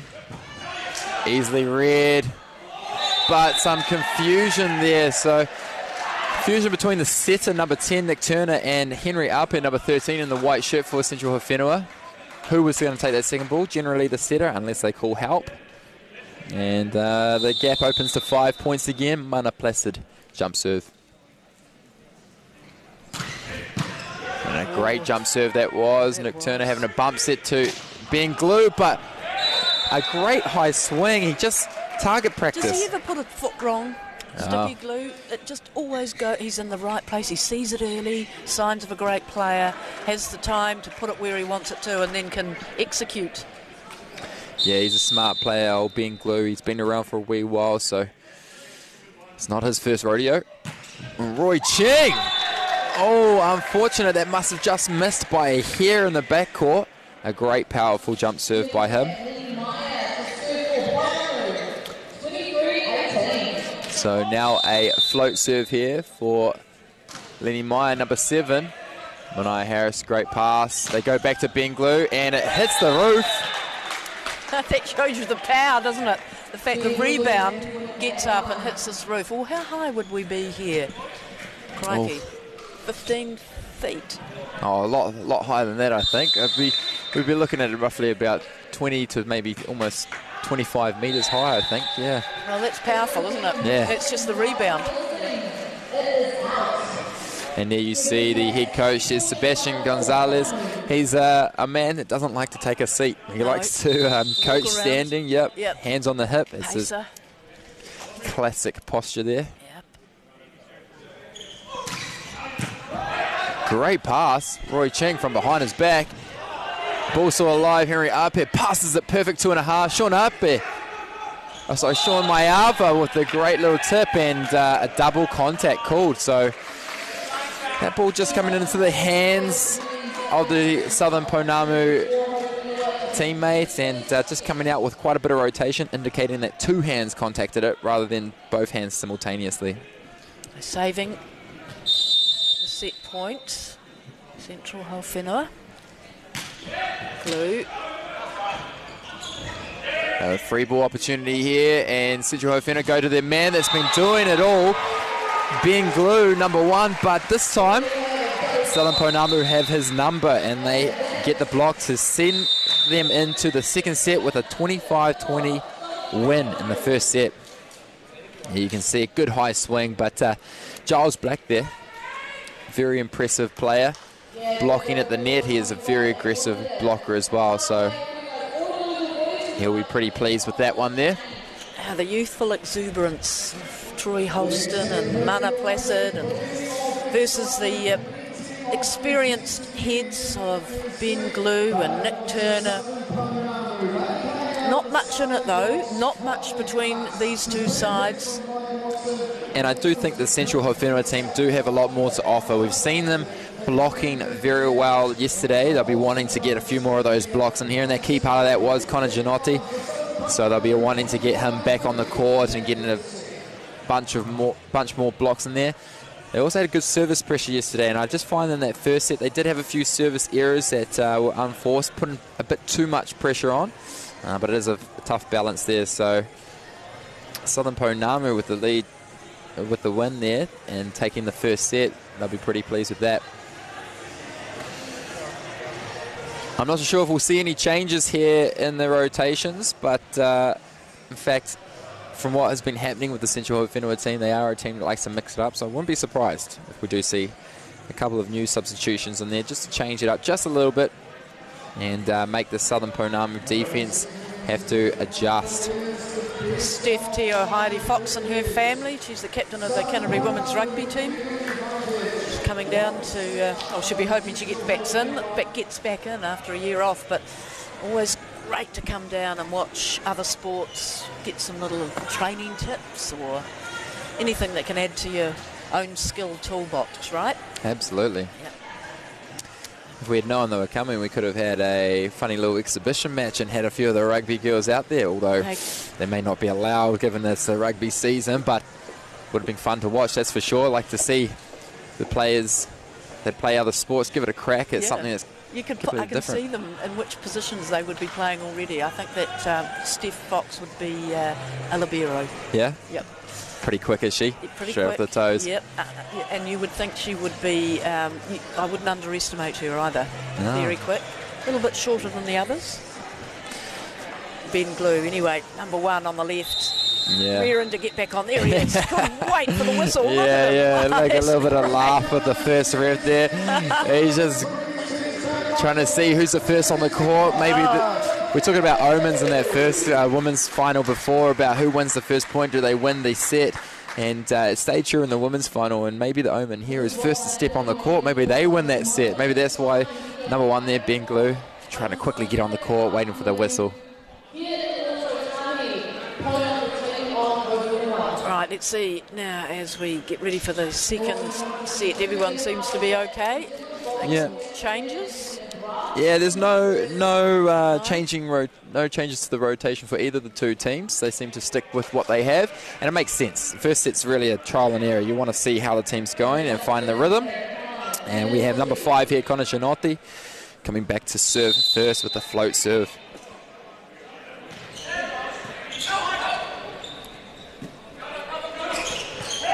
And a free ball opportunity. Ben Glue, number 1, takes it. Sean Waiora through the middle. Number 12, the big man, jumps very high as well. So it's all about timing with that setter as well. And Sean Waiora got a bit of good rhythm there. So no Henry Ape out there for Central at the moment. Love watching him play. Scurries across the court.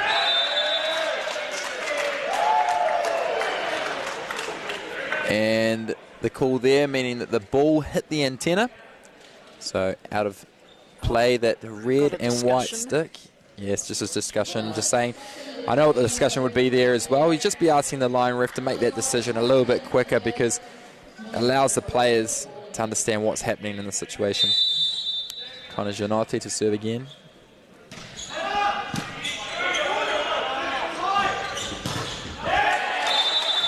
Mana Placid. He's featuring in a lot of the plays. He's a very important cog in the Southern Ponamu armoury. And the young man, Troy Holston, brother to Luke Holston, libero on the Southern Ponamu team. Mr. and Mrs. Holston at home will be happy to have both their boys at this high-level performance of sport. Absolutely. Oh. Good dig there by the brother, Luke Holston, number 14 for the Southern Ponamu. And to the middle, deciding he wants to be a setter. And Lenny Meyer, a big man at the front court, he says, yeah, you can set the ball, Sean, but I'm going to get the block. And there it is. Such a delicate balance between not touching the net but staying up and timing your jump to be the block with your fellow teammate. And there you see it, same thing you're just talking about, Leslie. Nick Turner, even from a non-blocking perspective, a setting perspective, right on the net. He's aware of where it is, almost like Spidey sense. You can just feel it right there, but you're not touching it just yet. And now Nick Turner, number 10 to serve, float serve, and that one just going pretty short, so into the net. It's a service error for the Central Haufenua team. Henry Ape now back out for Haufenua.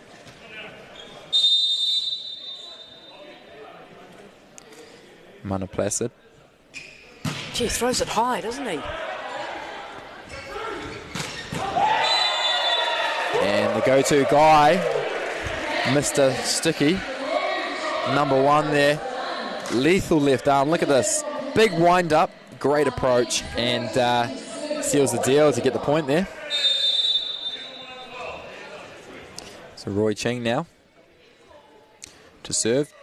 Jump, top spin serve, and a service error again. So Roy Ching just putting a bit too much heat behind the ball. It's just going too long. So that's his third service error. Sorry, apologies. Second service error for this game. And in a game where you sometimes only get a serve 2 or 3 times per set, can't afford to do that every time. Oh, clever. And a roll. Very smart play there by Mania Harris. And you talked about this in the women's final, Leslie. It's not always about power, and you see a classic one here. Comes an aggressive number 7 there, Mania Harris, and last minute just rolls it into the gap.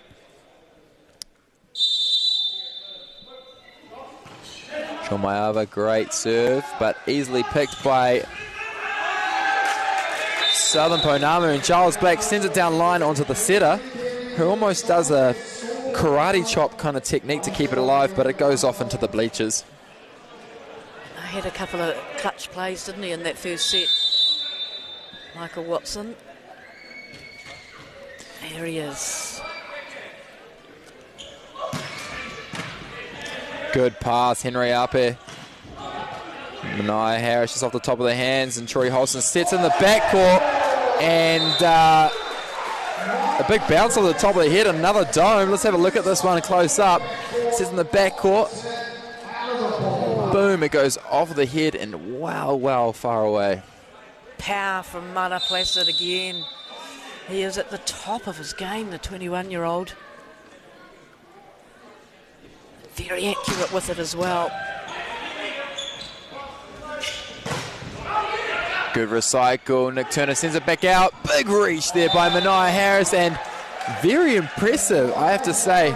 He was under pressure there. It was a free ball. It was right on top of the net. It was anyone's ball, but Troy Holston, just not the taller player there. Mania Harris getting the first touch, number 7 from the Central Haufenua team. And they are able to expose that, aren't they? That height. Lack of height. Yeah, we did mention that at the start, the Southern Ponamu being one of the shorter teams of the 4. They do, unfortunately, have to punch a little bit above their weight when they're in that blocking situation. There he is, the pacer, Mr. Gonzalez. Chatting away to Mana Placid. Yeah. That's it, just a little bit too low. Nick Turner trying to speed it up, number 10 there for the Central Haufenua team. We'll see it here again. He just shoots it out to the outside, so the ball dropping short, and Mania Harris unable to swing that one over. 2-point lead, Southern Ponamu. Not the tallest players, is he? Troy Holston either. Oh my gosh, and that's a statement play right there. I actually felt that one over here in the commentator's stand. That one echoed after it hit the ground. Mania Harris, number 7, just goes, well, how's your father? How good? No chance. No chance. You can just stand there and watch it. Here he is again, this time serving.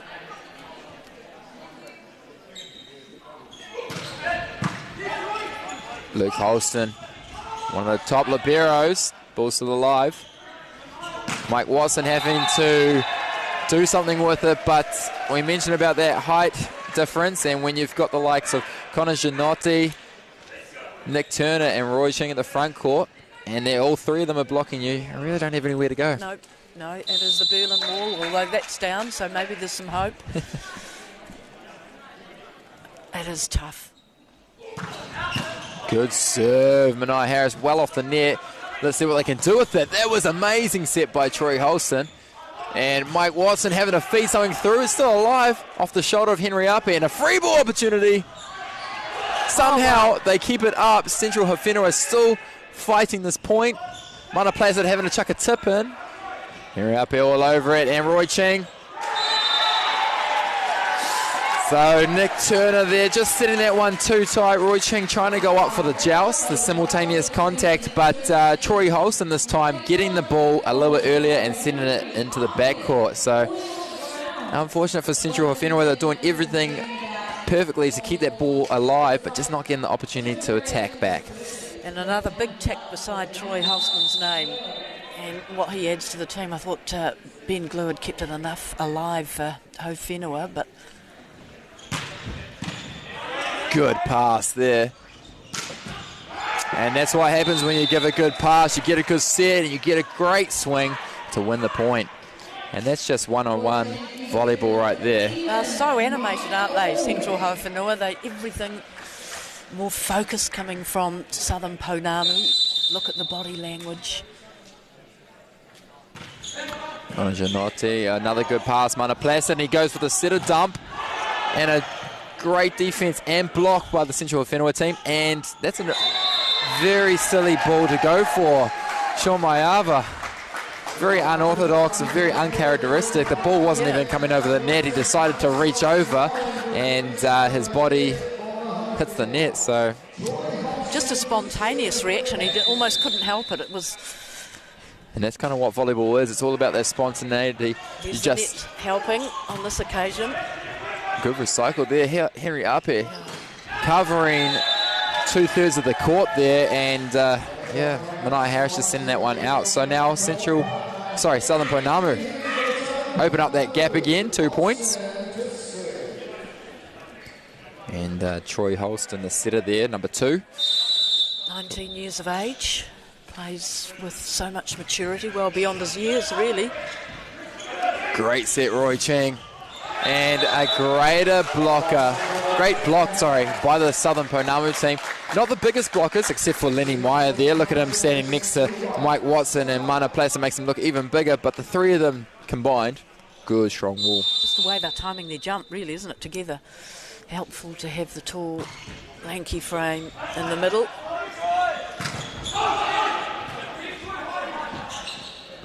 Go back to Mike Watson, and wow! What a great broad jump by Mike Watson. The number 1 there for Southern Ponamu, who gets up and over. Look at this. Over top of the blocks on that one. So standing at 6 foot, possibly 6'1", coming up against a 6'4", 6'5" blockers. You have to jump out of your shoes to get that point. But the combination between the players, and it seems the exquisite communication coming from Southern Ponamu and the way they're working together. 13-9 ahead in the second set. They're 1-0 up. Yeah. Bit of work to be done by the opposition. Sebastian Gonzalez with Southern Ponamu. Be happy. Won't be finished yet though. Might be a bit nervy. Wants to keep going. Yeah, Put the pedal down. It's pretty funny watching Sebastian Gonzalez, because he's definitely a guy that doesn't smile until the final point of the final set, and he's only smiling if it's gone his way. So it's very, very interesting, man. Very serious all the way through, and it's great. Just headstrong sort of stuff from the coach. Don't show any emotions. That means to leave it all for the players on the court. Coaching to win. Nothing wrong with that. Absolutely. And Troy Holson here serving back after the timeout. Good pass by Manai Harris, the number 7. And a great point and a great timeout by the Central Haufenua team. They show that they're still very much in this game. Second set down by 3. So much weapons to use. That is just a killer. How do you get underneath it? A lot of torque. Bumps it, and he goes out to the D. Were you expecting that? I have to say that was an amazing bump set by the young Troy Holson, number 2. I personally thought he was only going to have to go straight up and down and give it to the passer hitter, but he flicks it perfectly to Mana Placid, and that comes from beach volleyball. A lot of these Southern Ponamu players played their first season on the sand, and with that you learn a little bit more of that craftsmanship. A good pass. Manai Harris passing well, and Luke Holston putting the body on the line, getting right underneath that ball by Sean Maiava. Let's have a look at this again. Great timing, no block. The only thing to help stop that ball was Luke Holston's body.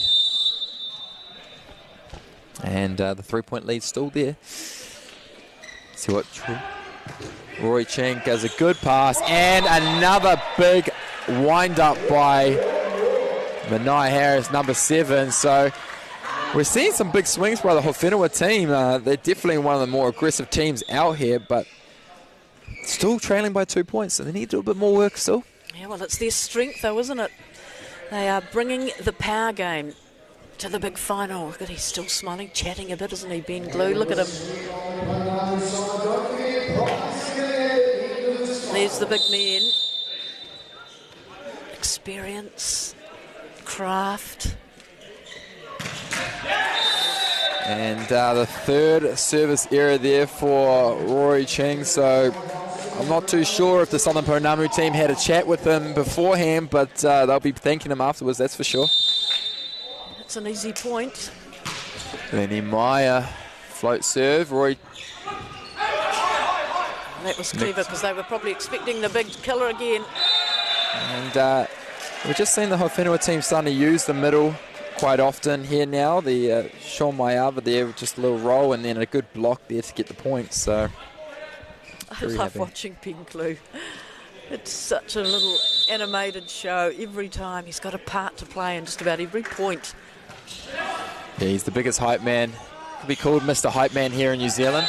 Good swing, Giles Black at the top of his reach. Sneaks it past the two hitters there. The two blockers, I should say, Connor Gianotti and Ben Glue. Ben Glue reading that he had gone too wide, went for one hand, the one-hand block.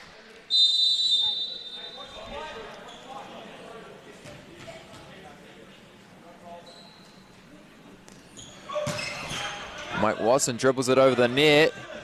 Nick Turner gives probably what is an easy set and puts a bit of pressure on Ben Glue to have to seal the deal, find the point, and he doesn't find any hands or the backcourt. So and we find that quite often with this Haufenua team when they are in trouble.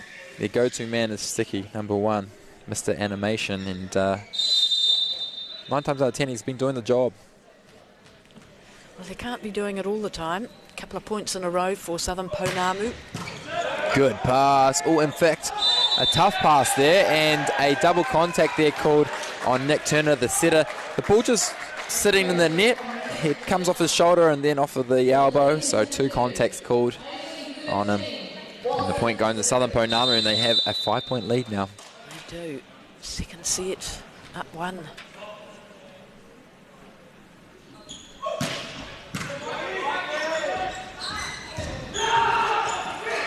Still alive, he gets the pancake. I'll explain what that is later, but we'll just keep the rally going. Henry up here, good pass, and he goes for another little tip. Double tap on the tip by Mania Harris, number 7. He's obviously seen something behind that blocker. It's the gap, it's the space, and that's what he's going for. I mentioned the pancake by Mike Watson, number 1. It's a last resort play. It's when the hand is parallel to the court. It's very flat, and it just bounces off of the back of the hand there and sits up for someone else to defend. So great use by Mike Watson. Ben Glue to serve. What's the left-hander got? Under pressure, it's a free ball opportunity. We love these. Let's see what Haufenua does with it.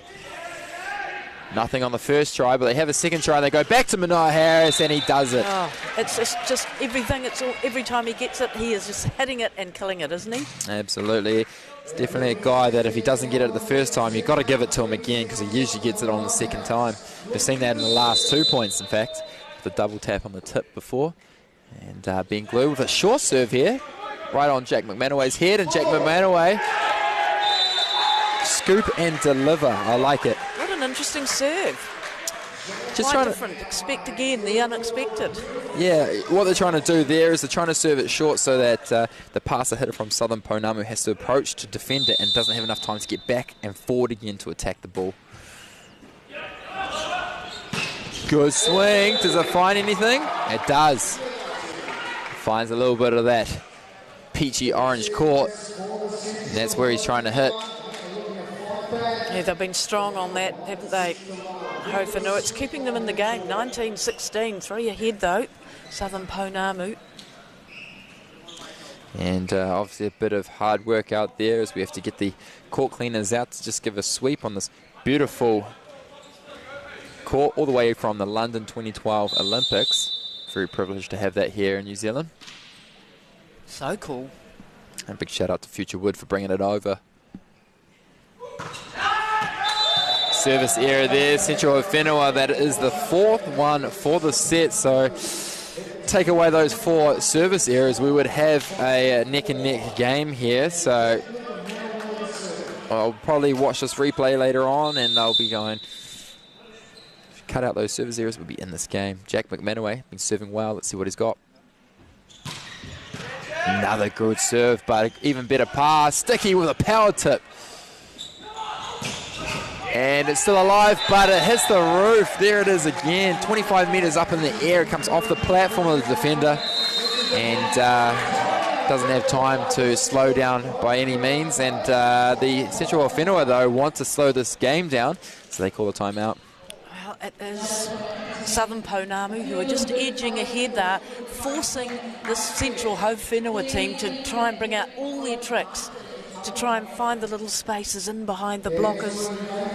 And they're dictating, you have to say, at this stage. Southern Ponamu, they've got a young side. They've got, it seems to be very well oiled in terms of what they're doing. They're not as if they've had quite a few of them have played together. You talked about that at the beginning, but they've got 2 or 3 important imports who've had to find the way into those invisible thread connections, haven't they?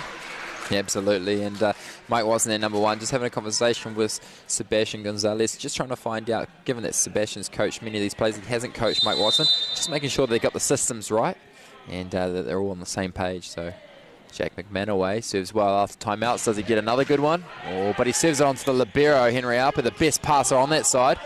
And Southern Ponamu, though, return. And Mike Watson just cuts it too far down the line. Doesn't find any of that white sideline. Oh, Arpi was there. He watched it all the way. Look at him. Perfect. Watched it perfectly. Great asset to the team, Henry Arpe. Who does that, and he comes off.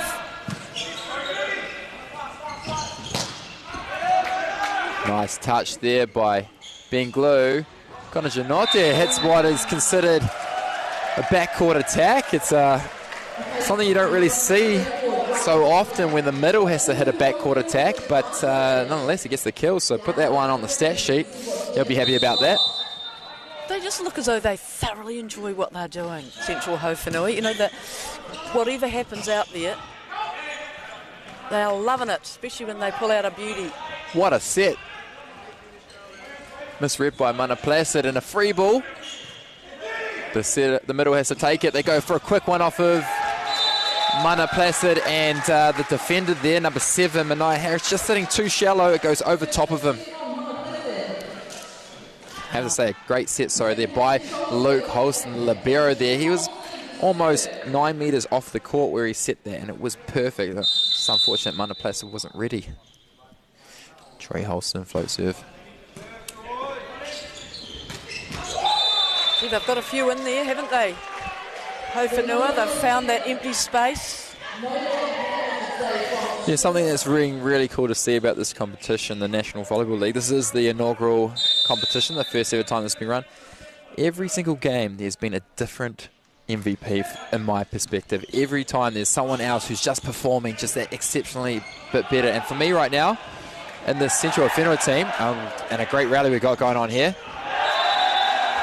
just off the hands of Central Haufenua to win that point. The 2 players in the Central Haufenua team that I consider being the MVPs right now, Sean Maiava. I haven't thought he's had too much of the game so far, but he's connecting well with Nick Turner, and the libero, Henry Arpet, just underneath everything. So really cool for the Haufenua team. I mean, what Ben Glue does and his swagger and his contribution to, his skills, his left-handed smashes, Arpe, to me, he's the consummate team man. He's around, he's sniffing, he's in every play. Here he is, getting ready to receive this from Mana Placid. There he is. Does well on what was considered probably the toughest serve of the game, and the first ref there calling a double contact on the hands of Nick Turner. Now, Nick Turner's been called for a few of these double contacts before, and he'll be upset to put another one on the board. I think he's had about 4 this weekend.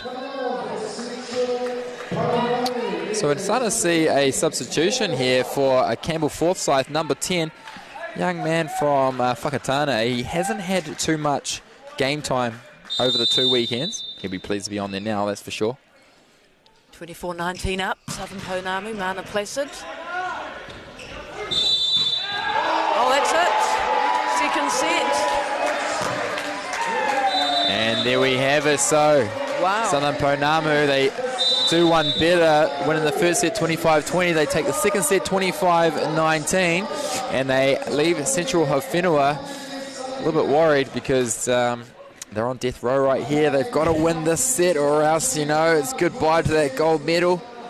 And hello to the end of the game. So, Well, what a point for Campbell Forsyth coming on.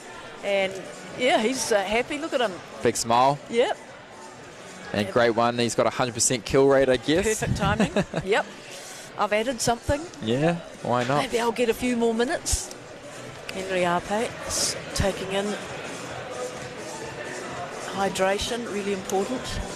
We see a bit of communication there by the other libero who hasn't been playing. Alan Satu just there. We've been a bit animative in the team talk.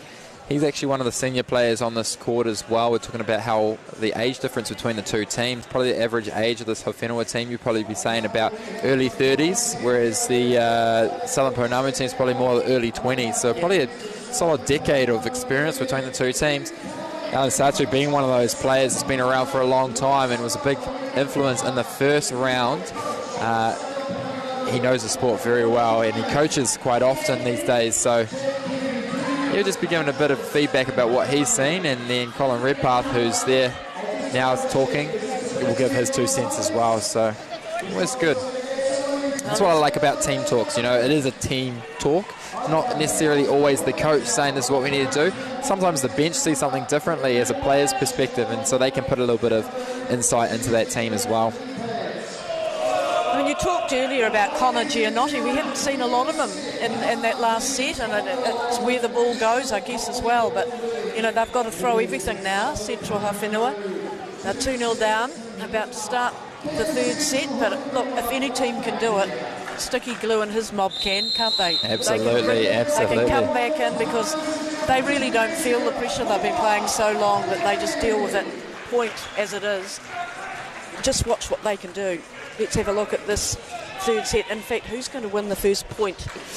Yeah, absolutely. And we look at the team lineup for this third set. There has been a change for the Central Haufenua team. They have taken off Connor Giannotti. We're talking about number 5 there from the Central Haufenua, and they brought on Simon Peterson, number 2. And he's just come off for the libero, but a change in the middle blocking. So let's see if he can add a different element to this game. Well, you probably do have to change it up a bit, don't you? You have to try something a bit different if you're 2-0 down. Oh, if you keep doing what you've always done, you're always going to get what you've always got. So I like to say that variety is the spice of life, and when you've got a strong bench, there's a lot of variety. You can definitely spice up the game. And that one there being a backcourt violation by Ben Glue. So first point, Southern Ponamu. Here's your omen. Troy Chang, 3 blockers on the net. He still finds space to get the point. Bumps it by Nick Turner. I love that. That's what you've got to get, and a few more. There he is. Nick Turner with the serve. And Sean Mayava there, I think, just falling into the net, number 12 there. He's had a few net touch violations in this game, and that's a classic thing that happened from the middle blocker. You're running around, you're turning 180, 360, very disorientating, very easily to fall into that net. Minor placid high toss. Ooh. And it goes out the back, so free point for the Haufenua team. If you're going to do it, you'd do it early on, wouldn't you? You'd try it. If it came off, it's an ace, it's fantastic. Why not? Absolutely. You got points to lose here. Points to spare, we should say. Yeah. Good pass there, Giles Black. But a hitting error by Mike Watson, and the animation from Mike Watson on this one. He knows that he should have got that ball in. Look at him, he goes, oh no. Cringes a little bit at that swing. Central Haufenua, just an early lead here, 1 point. Look at the focus. And a good fast ball there by Giles Black and hitting at the top of his reach. He does that very well. Almost like a shoot to the antenna. And the timing with the setter is very, very Very good rhythm there.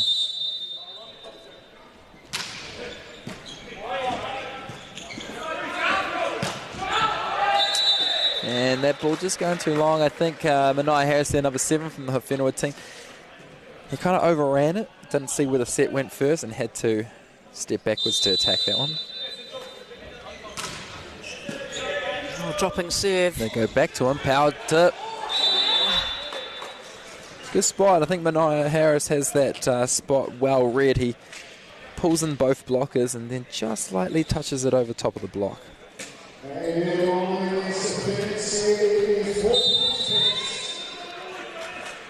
Look at him still talking, Ben Glue, just as the serve comes in, talking to the opposition.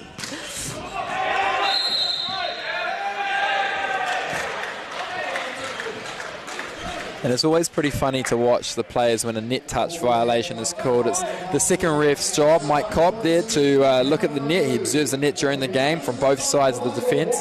And when you call a timeout, you go, I never touched it, but it can be the lightest hair that can make that net move.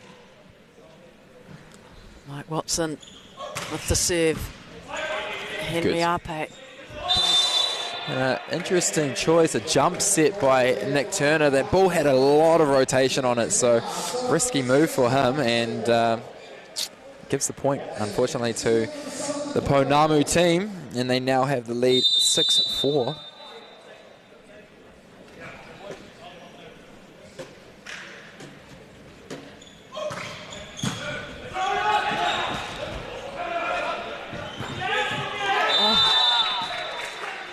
And yeah, Ben Glue, number 1 there. Good chase actually by Henry Arbe and Ben Glue. Probably needed a bit of more communication there when you're looking up at the ball. You don't know where that other player is. You don't know where you are running, and so he runs into the bleachers, digs it into the sky. Well, he's had to do a fair bit of running, hasn't he, Ben Glue, today? Fetching. And talking about pace, I wonder who's done more steps, though, Sebastian Gonzalez or some of these players out here pacing up and down on the sideline there. Ball still alive. Henry Arpe with a pancake. Oh, brilliant. Shoots it out fast, and this time they get Giles Black. And you look at Ben Glue, flexes, he's happy. Here we see it again. They've been trying to get Giles Black on this fast ball very often, and finally Ben Glue shuts it down. Got the swagger going, that's for sure. Love it. Sets it alive.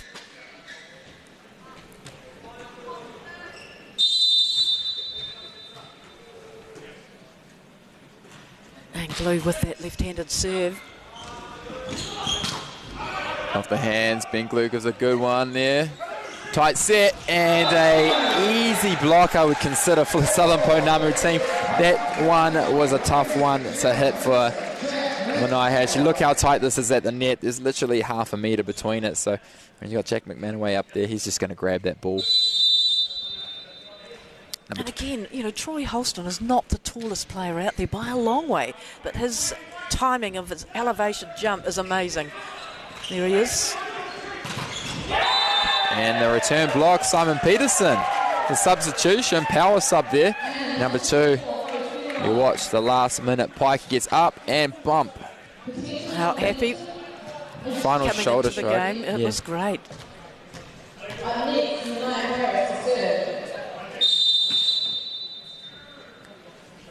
He's another one of the older players in that, well, I say that in the gentlest, kindest way. Their experience. We say the experienced players, wouldn't we, Leslie? Yes. Yeah.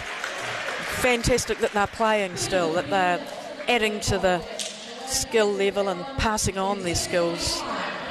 And they just want to win. They're out there to win.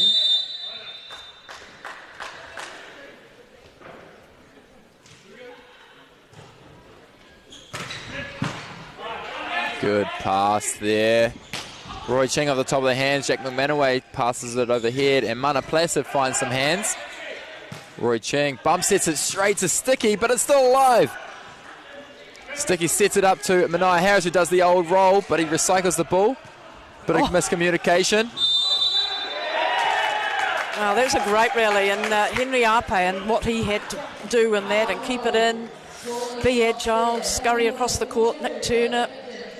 Yeah, and a good use there, actually. Simon Peterson having to get that final touch, and Troy Holson just talking to the first ref there. He's confused that the call was a front court violation, meaning the ball wasn't available to be attacked. It was all over the other side of the net, and Lenny Meyer there, number 7, reaching across to stop the play, which is a front court violation. Great wrap there, but well read. And a big block. Lenny Meyer gets it. Big man Lenny Meyer, you can see him compared to his teammates there. He's a head higher than all of them, and it is a good advantage when he's blocking in the middle. Well, they're on the comeback. Haufenua, 8-9 down. Still alive, the chase. Oh! Wow, commitment smashing into the hoardings. Flying through the air, Mania Harris. He's going to just take a little, I think he may have just winded himself. It was a big dive and he went body first on the floor. They leave nothing but guts and determination. Look at that, sucking in some big ones. Off the top of the hands, is still alive. Luke Holston, good pass there, shoot it out. And Mike Watson finds the backcourt. It's a hard place to defend, I have to say, for the Haufenua team when that ball's just about half a metre inside the baseline of the court. You just don't expect it to drop right there. And a good vision there and good shot by Mike Watson, number 1 for the Ponamu team. Looking a little different between the weekends. Now had a moustache after 2 weeks. Oh, great set. Oh, but Roy Ching, possibly the set too tight for Nick Turner. Roy Ching swinging and then not using his limbo skills. He bumps into the net. 12-8, Southern Pounamu ahead. Troy Holston with the serve. And that one just coming off the hands of Troy Holston in the backcourt, so they give Haufenua the point, and a much-needed point. 12-9, the Haufenua team are down by 3, and they've got their backs against the wall. 2 sets down, they need to win this set to stay alive. Good dig, it's still alive. Well, that was a pancake, wasn't it? No. What's the call? And Sticky, the captain there, number 1, Ben Glue, just going to have a conversation with the first ref. It was a very late call, but it was the call nonetheless that ball hit the ground and did not hit the hand of Nick Turner, number 10.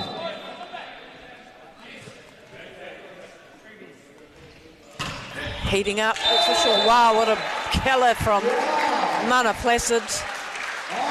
And service ace there for the Haufenua team. So if I was a fortune teller, I would be expecting a timeout very shortly from Colin Redpath and the Haufenua team.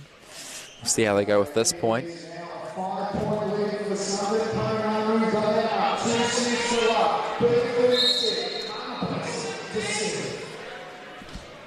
Instead, a substitution. So I have my fortunes wrong to change the tarot cards. So they've got a substitution here for Mania Harris, who hasn't been passing poorly, but they'll just be wanting to change something because they are down by 5. What a ripper of a serve. Mana Placid dishing up something good, and then a great pass and a swing. He's just doing everything. Can the Haufenua team still keep it alive? Will they go to him again? No, they're going to go Lenny Meyer, and a big call there. It was a lift or a carry by Lenny Meyer. He will see it again. He just gets up and he just throws it down rather than tipping it. So very hard to tell. We mentioned about it earlier. It's all up to the interpretation of the referee. Yep, it would have to be exquisite communication between the refs, wouldn't it? Yeah. And that substitution change there. So interesting play there by the Haufenua team. But again, instead of calling a timeout, they can just do a substitution, save those timeouts for the business end of the game. Good serve, but straight onto the hands of Luke Holston. And Lenny Meyer, number 7 there, just throwing it too far out. I have to say, coming back, aren't they? They are making a run. They are getting rid of that deficit. Roy Ching, another good serve. It just goes to a little bit of heat off of that one. Free ball.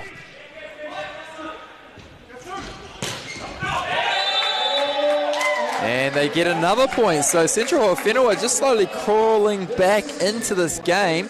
Roy Ching, a man who's had 3 service aces, now just changing up. He puts an aggressive serve and then a nice easy serve. So timeout here. Sebastian Gonzalez, the Southern Ponamu team, they just want to slow things down here now because a 5-point lead now is shrinking down to a 2-point lead. Well, you weren't too far wrong in your tarot card reading. Yeah. I must have been looking at the wrong end of the deck there, well, I think. It has happened, and of course a couple of points win always forces the other coach to dream up something. I think maybe the swapping in and out of players too, just to confuse the opposition. Look at them. They are having a ball out there, and they are 2 behind and 2 sets down, but they are having a great time, Central Haufenua. If you took the score away, actually, Leslie, and you just looked at the energy on the court, you would actually think that the Haufenua team were winning. Yep. They're just showing like they're very excited, very happy, whereas the Southern Ponamu team are just very business sturdy. They're just focusing on what's the job ahead. Yeah, very accurate description. Wow. Wow, what a perler to bring out.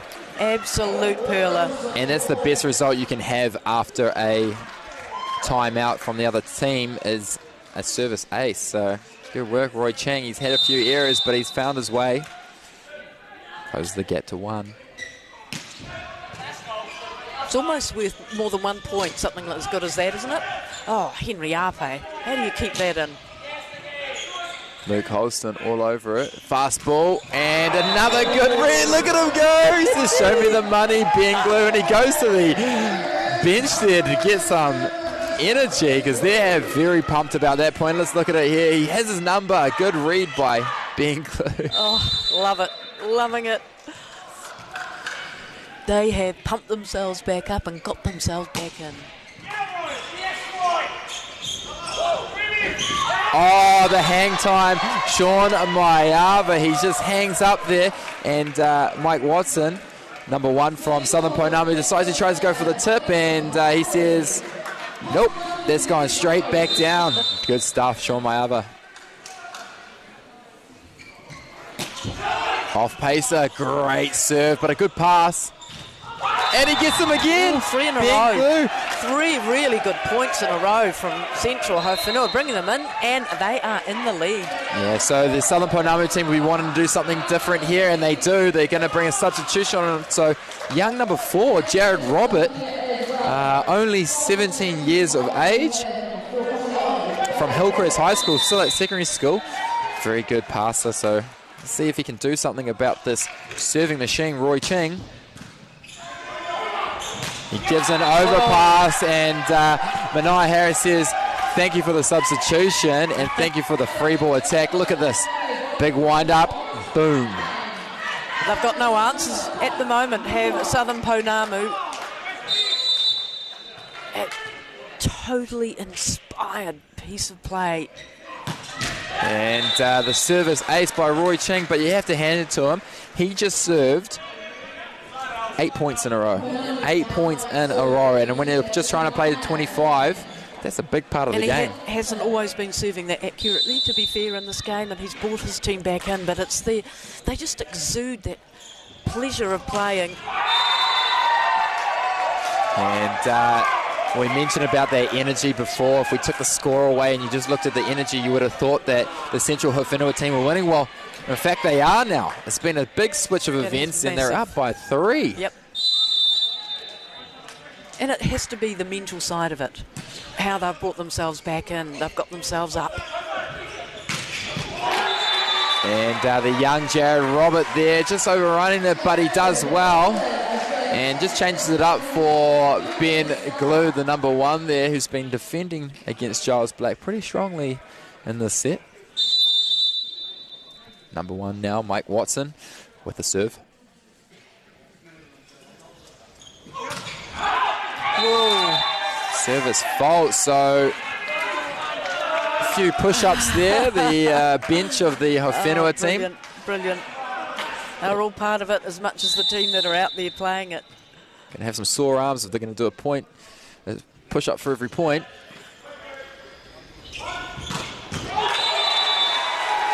And another good swing there by the young Jared Roberts, standing at 6 foot, maybe 6'1" on a good day. Look at how high he gets. He has got some springs in those legs, that's for sure. Some things that may be well rusted for this Haufenua team, the old springs in the legs, and the young Ponamu team bouncing around. Good serve. And Simon Peterson, we haven't seen much from the new substitution for the Haufenua team, number 2 there, but he just does what he needs to do. Here we see good momentum, finds a little spot where Luke Holston should have been. 2017, Haufenua 3 ahead. 3rd set. Can they bring themselves up back into the game? Oh, well done. Troy Holston saved that, and Mana Placid finished it off. And the home ground pretty happy about that point. We saw the ball come off of the block of Simon Peterson, bumped up and set outside. Mana Placid, number 9, swinging quickly while the blocks were still getting ready.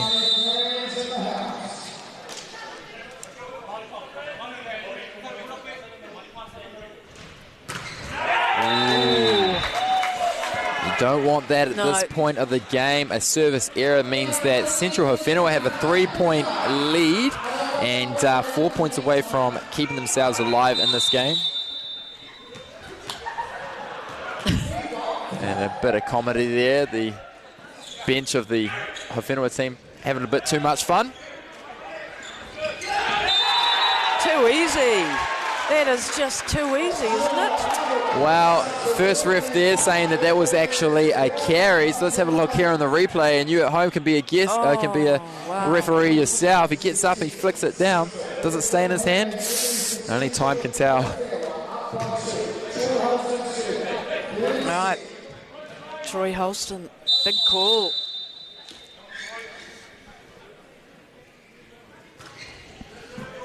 Oh. Good read though, Luke Holston, Troy Holston, and then Mana Placid, the combinations from the Shirley Volleyball Club. 1, 2, 3, and a timeout now, Haufenua. Yes, perfect timing for them just to come back and reset. Look what they did the last time they had a timeout. They came back and they were fizzing. They were fizzing on all cylinders. Gee, what a great example, though, when you're down and you have a team like this, not just in volleyball, but showing sport. You might be down, you come back, you have a little bit of a relaxed attitude, you have confidence in your own ability, and you make those important marks in the game. There they are, look at them. And the big thing about having fun when you're out there, it kind of takes away the pressure almost. Yes. Everyone's having fun, and you know, if you lose a point, the next one you win, everyone's going to be even more amped. So it all adds up. Keeping themselves in it, because Southern Ponamu have played extremely well, so consistently and focused. Good pass there, Manai Harris. They go to Roy Ching, and what a swing. He puts his hand up there and he says, give me some more. Look at this. On top, late block by Lenny Meyer. Just got caught out in the middle there, so it's a one-on-one opportunity. And Nick Turner now, deep float serve on the hands of Luke Holston. It's that fast one through the pipe. And Haufenua now 2 away from taking the set.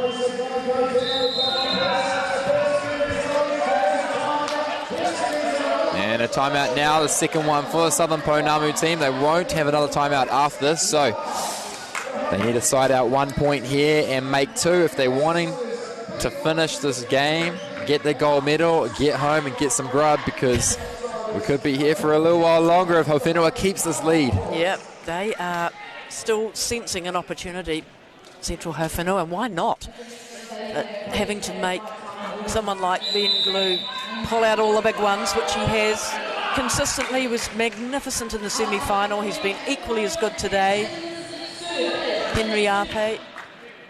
But they have come up against a formidable opponent in Southern Ponamu.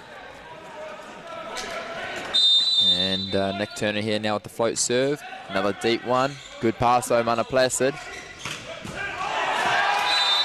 And a good swing. Yeah. A great side out there by the Southern Ponamu team. I have to say, the one thing that's been consistent about this Ponamu team, passing. They've got Luke Holson in the backcourt and Mana Placid, and when they get served on, I have to say they've got a 90% success rate on that pass, getting it perfect. Giles Black, what's happening here? Just coming back on for Jared Robert, number 4, who comes off and was a good impact in that game, but they are still down by 2. Oh, coach killer. Painful. I think the pressure may have got to Mana Placid. He's been serving very aggressively this whole game and winning with a couple of aces as well. It's one of his first service faults and comes at a pretty poor time, to be honest. But Roy Chang returns the favour with his 5th. However, you don't want to make a mistake on the next serve, which is with Southern Ponamu. Yes. 2 in it, but Haufenua just one away from taking the set. Tight set. And he gets it with a little nod of the head. Manai Harris says we're going to 4 sets. So they take that one, 25-22. After being down by 3, a service streak of Roy Chang, who's been having some hot and cold serves. I have to say, 5 missed serves across this game, and when you're in a game of volleyball, you normally only get to serve maybe twice if you're lucky per set, maybe 3 times per set, and we're into the 4th set, so missing possibly roughly around 50% of his serves. So, but then when he gets it, he makes the impact and he gets the team back involved, and it boosts the whole morale, energy in there. So the Haufenua team keeping themselves in the game. Well, has that changed the way that they've come out in this 3rd set, Central Haufenua? What will the answer be from Ponamu? Can they get around this hype that Haufenua have got, and the way they're able to, hype themselves up and bring them back into the game? What more have they got in their bags of tricks, Southern Ponamu, to bring themselves back in and really dominate? Yeah. Gosh, interesting, isn't it? What is it? 25-20, 25-19, and 22-25. That is Southern Ponamu. That's the set breakdowns. 3 behind in that one. Everyone's looking at their watches. And that there is the Te Waiora Midlands women's team, the winners of the gold medal women's match that was on before this against the Southern Ponamu. They're up there having a few snacks, just waiting for the awards ceremony that will take place after this game, and they'll get to put their name on that lucrative trophy. First name on the board, and one of these 2 teams out here, Southern Ponamu and the Central Haufenua, are looking to put their name on the men's trophy, so a lot at stake here. Be interesting to see what happens. Be a good chance to say a few shout outs to our sponsors. Dynasty Sport, they're providing the uniforms out there and the high performance apparel for all of our New Zealand national representative teams. Very great to have them on board, as well as Salming Shoes, the official shoe sponsor. We've seen some of their adverts earlier in this show, and we like to talk about their shoes because they look very swaggy. And in fact, I think some of these Haufenua guys will probably be looking at those shoes thinking, how can we advance our swag? Maybe we can get some really cool shoes from Salming. Future Wood providing this awesome court for us all the way from the London Olympics, and Frequency giving us the video analysis to take the high performance to a higher level. Very exciting to have all those 4 sponsors on board with the Volleyball New Zealand. And probably a shout out to Volleyball New Zealand. If it wasn't for them, we wouldn't be here today watching this high level of volleyball, a new introduction to the volleyball calendar in New Zealand, and something very exciting for the future, involved with getting a lot of our scholarship players as well as our high performance players playing more often. I think it's been magnificent. I can't see any issues with it, and I think the way the draft system worked for the teams worked out perfectly. Look how close the games were, even from one weekend to the next. I guess the only thing they may look at is extending the number of rounds maybe over another weekend or 2. Yeah, it'll be interesting to see what they do, but year of learnings, and I think they've kicked it off very, very well, and Southern Ponamu kicking that off very well. They get the first point of this 4th set.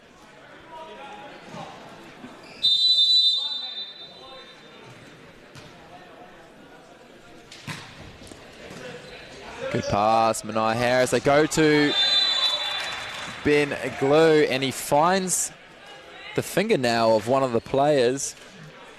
That's why you always pays to catch your nails before you start playing volleyball. Get the point off the top of the hands.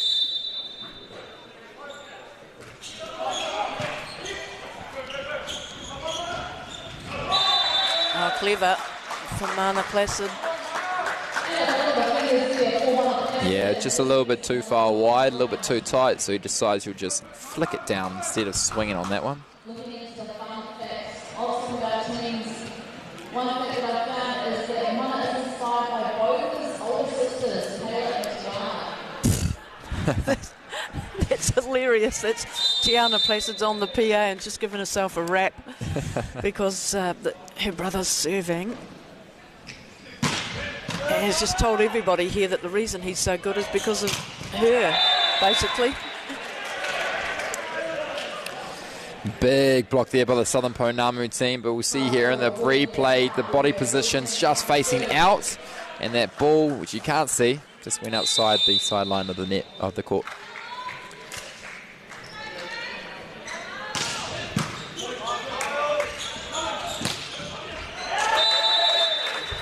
And a little hug there from Henry Api. He just puts his hand in front of Roy Cheng and says, "I'm so sorry, buddy." Hug and a smile. Yeah. Yep. We'll forget about it, he says, Roy Cheng. Oh, and a service error, and Lenny Meyer just keeps running. After serving that ball, he runs straight off the court. And the libero comes on there. Luke Holson, number 14. He's been playing a spectacular game this game. Unstoppable in the backcourt there. Working well. It was the first marquee pick, and then you see he gave another good pass. Very good pass by Luke Holson, the number 14 in the light green libero top. He was the marquee first pick for the Southern Pounamu team and one of the marquee players. Libero for the New Zealand Volley Blacks.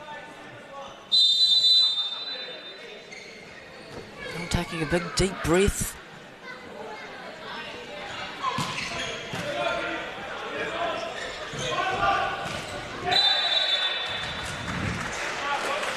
Mania Harris, number 7, they're just showing us signs of a little bit of exhaustion, fatigue. We are into the fourth set. Runs in just a little bit too fast, has a standing approach, just gets lucky on that point, bounce off the block.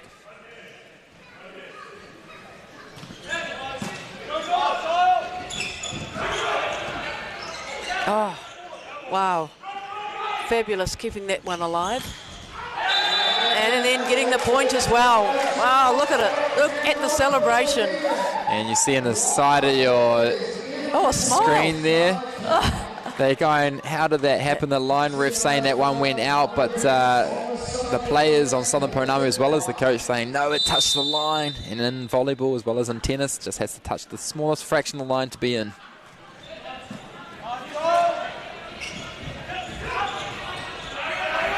Keeping the ball alive in the game, Central Haufenua. Jump set from the libero. And here we go, we've got an opportunity now for the Southern Pounamu. Mike Watson, he does the dash and he gets the point. It's spectacular, whatever Henry Api does, whether he didn't stop that one on that occasion. What a smash, look at him, that just pushed him to the ground. He is a spectacular player. What a killer. Yeah, very fast in the backcourt, Henry Api. You got to be when you're a libero. You look at Luke Holson as well. Very fast. And a good block there by Jack McManaway. Young man from Tauranga, currently studying at the University of Waikato in Hamilton. Plays for the Hamilton Huskies now. Giles Black. And a double contact there off the chest and knuckles of number 12, Sean Maiava. Comes back to your point about sometimes the net can be your friend or it can be your foe. Yeah, absolutely. You got to speak nicely to the net. It's like the 7th player out there. And if you persuade it well enough, it might help you out now and then.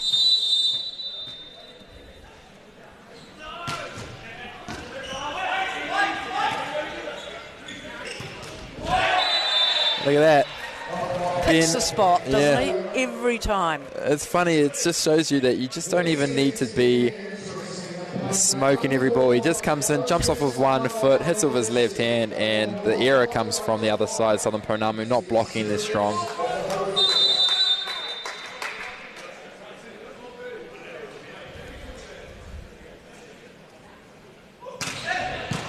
Good grunt and a good serve.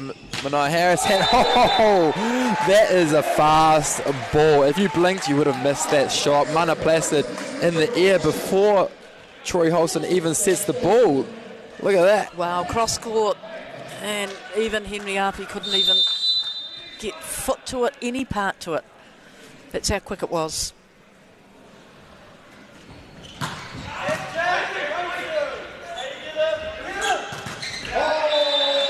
He loves it, Ben Glue, the go-to guy. I tell you what, Nick Turner just thinks, you know, sometimes when he's in trouble,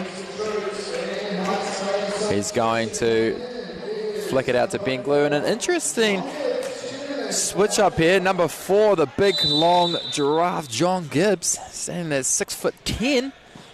His hands almost reach over the top of the net without him even having to be on the court. And he's done his dash, he's done his job. Here we go, you see him, he goes along, tries to get the block, makes the error, and now he's substituted back off. And Nick Turner, the setter, back on front court.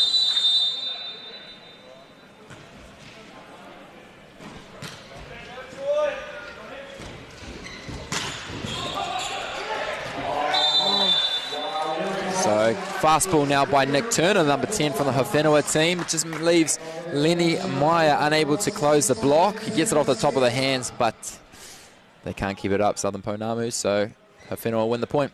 Yeah, the Holston brothers tried to work together, but in the end it was just too far.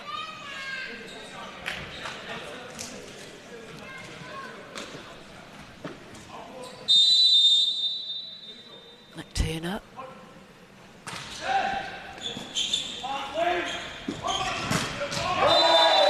He's in good form, isn't he? Mana Placid. Yeah, really good form. It's very interesting, Mana Placid. Weekend number 1, the first round in Auckland 2 weekends ago. I considered him being one of the key players in the Ponamu team, and he's just been consistent, playing at that high-level volleyball, fast arm, big approach, very explosive. I thought he was a standout in the semi-final, and he's continued it on. And that won't help, though. Nick Turner taking a dive. It's not football here, so I don't know why he's just trying to avoid the ball. Bit of matrix skills almost. He's the coach even. Colin Redpath loving it. Yeah, Colin Redpath hadn't coached many of these players in this Haufenua team, so already holds a really good connection with them. Off the top of the tape there for Roy Chang and Lenny Meyer. Haven't really used Lenny Meyer that much this game. Not since the first set, really. I was thinking about that. He's the biggest guy out there for the Southern Pounamu team. Running through the middle, you kind of want to feed him the ball when you can. Here he is.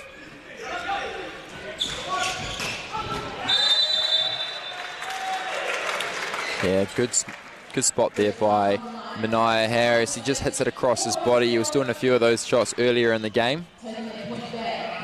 Doesn't necessarily need to swing hard. He just cuts it across his body away from the blocker. Would he have been expecting to have been a marquee player?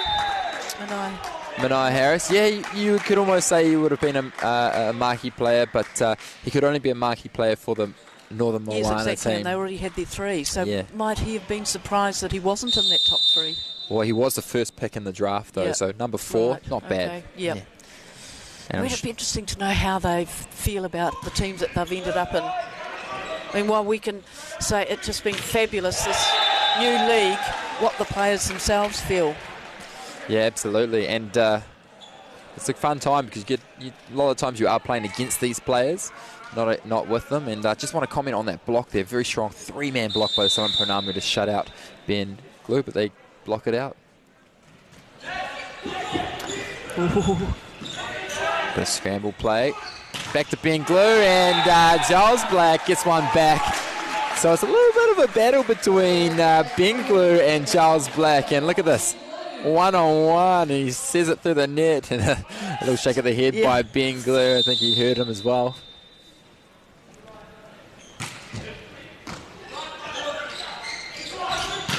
Oh, a big hammer. So strong. Number 7, Mania Harris. Just want to come back on that comment you mentioned, Leslie, about how these players perceive this sort of interesting format where you're sometimes playing with people you've never actually played with and may have always played against them. It's interesting. You learn things from new players. Absolutely. And I think it's going to be great for all 48 men and 48 women who've been playing here this weekend. It takes away some things and made some new friendships as well. Some of these players may have always just been your opposition, and now you can say, you know what, we were teammates once upon a time, which is pretty cool. And let's face it, this is COVID times. We're flipping lucky we're playing. Yeah, that's the other absolutely. part. And I think this was partly government funded as well, this tournament. So, big ups. The sport's been kept alive. Lots of other places it hasn't. So, fantastic. Yeah, for sure. Very lucky here in New Zealand. Great pass then by Mania Harris, though. And, Anyway, the upshot of it is Southern Pounamu still ahead by 1, 14-13. Fourth set, they're ahead 2-1. We did see at this point in the game, in the third set, Central Haufenua started to explode with energy out of nowhere, and it almost changed the rhythm of the game. Well, it did all change the rhythm of the game, and they ended up winning that third set. So they've gone a little bit flat. The fatigue is kicking in. We're getting a little bit later here. It's now 6:30 p.m. here in New Zealand, so some people are just getting a little bit tired out there. Big swing. Who's got it? Nice run through by Troy Holson. Bumps it. And Mana Placid comes up against 3 blockers. Combined height of those 3 would have been triple his. And he hammers it down. Look how Mana high Placid. he gets to get above the blockers. Timeout, 16-13. Ponamu ahead by 3. We're going to want to see some second wind here now from the Haufenua team. They had a lot of energy in that third set, and Which they had to bring to keep themselves alive. agreed, and they're going to need to bring it again if they're wanting to have a chance at the gold medal, because they need the set to go to the 5th set, the tiebreaker, and if they don't, then they have to head home with just the silver medal, which can't be upset about, and they'll be very pleased. Let's not forget that the Haufenua team never won a game round 1. Come out, they beat a team that's never dropped a set, the Northern Moana, so they'll be pleased to just be here, but I have a feeling they've thought probably they've got this far, why not go all the way? They want to get that gold medal. Going to have to start turning it up here, 3 points down. Well, they've got the men with the brains. They've been there the longest. So let's see what that does.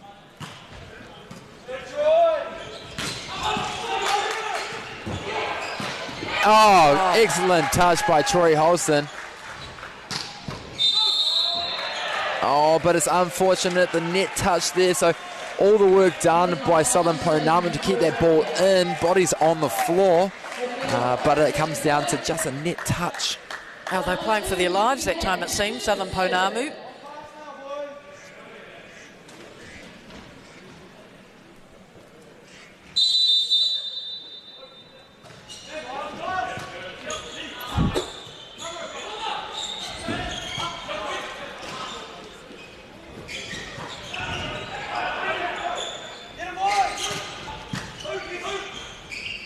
Jumps it. Still alive. What a rally. Here we go. It's a tight one, but they still keep it alive. Another jump set. And the Haufenua team not happy about that set, but I think it was clean, and so does the first ref. You have to say the Southern Pounamu, even though they're up by 2, they're still fighting for every point. And so is Haufenua, and so well done to the Pounamu team, now up by 3. That was one of the best rallies. And you wonder why, for those at home, why Luke Holston, the libero there in the light green shirt, was jump setting. He's not allowed to set inside that line between the net and that 3-metre line, so he has to jump from behind that line to set it, which is very smart to be aware of where he is on the court. And as I'm talking, a service error. Mana Placid putting the pressure on, just puts it too far left. Smile still on there. Look at them. Look at Sticky Glue in the middle there, wearing one. He feels as though he's got it under control. Oh, he's 1 for 1. Yeah, Roy Ching not having the greatest service pressure, more errors than aces. He did have a good run in that third set, and the reason why they won that set, but Fortunately, can't do it again here. Oh, big point. And that block puts Mania Harris on the floor. Big block, and that's the thing when you come up against, it was Mike Watson, number 1. Yeah. He'll be happy about that, actually. I thought it was Giles Black. No, he's done really well because that's where they've had a little bit of a weakness, the Southern Pounamu, defending that. When we talk about hype man, we're talking about Ben Glue, their number 1 from the Haufenua team. Number 1 from Southern Pounamu, Mike Watson, also a big hype man usually. Still alive. Troy Holson flicks it back, a little pokey.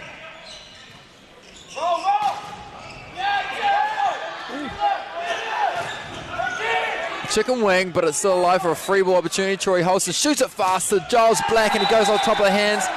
That is a lovely point by Southern Pounamu. Absolute composure, total control of the game. The ball constantly on their side of the net with the blocking from the Haufenua team. And they just keep attacking, and eventually they got the point. Yeah, they did indeed, and of course that means that the timeout's been called down the other end so that they can just disrupt the momentum that Southern Pounamu have just gathered, trying to head towards that all-important third set. Yeah, 5 points down, not the place that the Central Haufenua team want to do.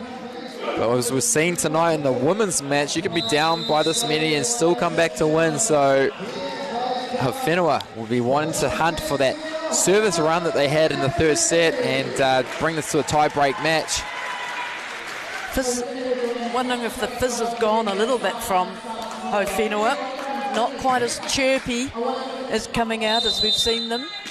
But don't discount them, folks. That's what I'm telling you. Don't discount them out.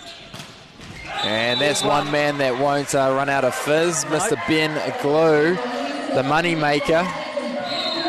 And you wonder why they call him Sticky. I don't know if it's because his last name's Glue. Or because of his body shape. Exactly. Yeah. Probably both. Yeah. Or neither. Who knows? We've got Simon Peterson, the substitution here, number 2 to serve. He sticks with you the whole game. That's what he's done.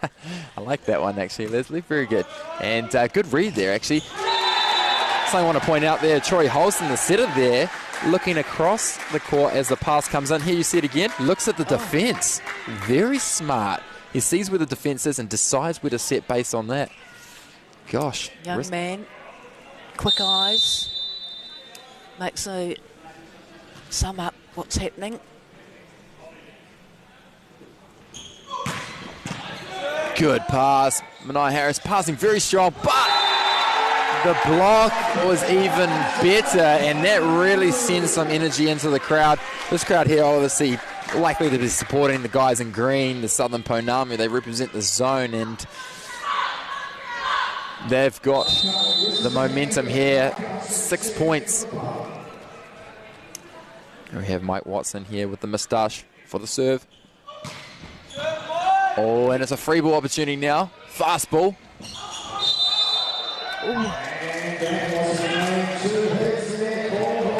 Wow, interesting call there by the first ref. He calls a double contact on Troy Holston, who tries to set the ball across the net. That ball basically only moved a couple of inches because of the block, so eyes like a hawk, the first ref there, seeing the double contact, and close it down to 5-point gap. Ben Glue serving, float serve, number 1. Dribbler. And the old scoop and deliver. We've seen it earlier before. Jack McManaway, the middle there, passing his own ball. Straight off the arms and then getting the set. He just puts the ball away. You get good rhythm when you pass the ball and hit it. It's been to Jack McManaway's benefit there. Giles Black, float serve, 2 points to go. What a stinger. What a beauty to bring out now, just when it really counts. 5 behind, we really need something here, or 6 it was. They've been good through there. Yeah. Really powerful. Mania Harris playing very well, passing very well, and swinging very well as well. Also using very good tips. Here he goes for the serve here. Not bad. Good read. And a hitting error there by Jack McManaway. He just tries to put it away on one, tries to get the job done quickly, and you have to tread carefully here because you don't want to just keep trying to rush the point. You may be only 2 points away from winning this gold medal match, but the job's not done, and it's only going to get done in due time. So just take your time. You don't need to have to swing on everything. And with that, Southern Pounamu do call the timeout. Just want to change the momentum, and then they will be back into it. Well, this is a time where you could get a little bit of an inspiration if you're Central Haufenua. You know, this is the time where they could come back into it and give a little bit more than they've already given, which has been fantastic. It's been top class. They've taught us all a lot, not just volleyball skills. Fight back. Confidence, teamwork.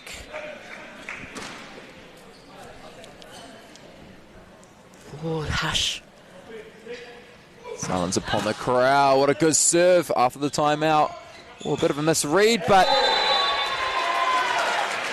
Mana Plaza running real early. The block setting maybe also too early. Let's look at it here.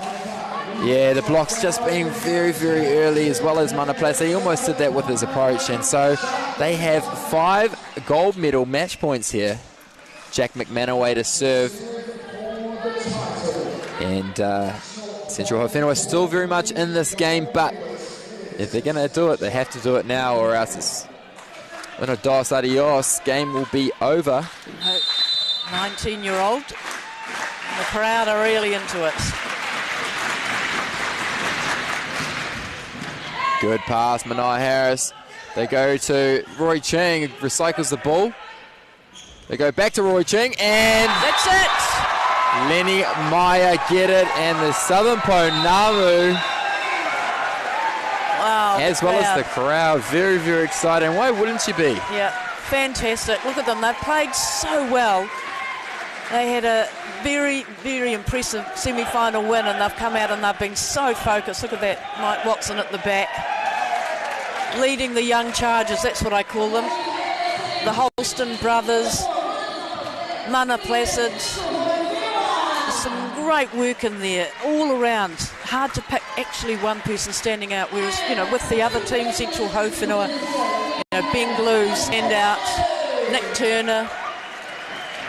Yeah, the Haufenua team definitely winning that third set purely on the energy that they brought in from the bench as well as from the team. They just didn't bring it in the fourth set, and I think that was just the letdown there. I'm not too sure what happened there, whether fatigue kicked in as it's been a long, long game or what, but they really needed to fire even more on that fourth set if they were wanting to bring it to the tiebreaker. But they did play a great game. Ben Glue, like you mentioned, standout player, always a really strong mental game.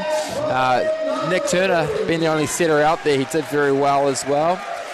And Manai Harris, very pleased to see this young guy battling it out there, swinging some big balls and defending some really good plays, as well as passing well, serving well, so all round very good. But the eventual winners there, Southern Ponamu, pleasing the crowd, the home crowd here, and pleasing themselves because it's been a long road. And I tell you what, they came into this weekend third seeds.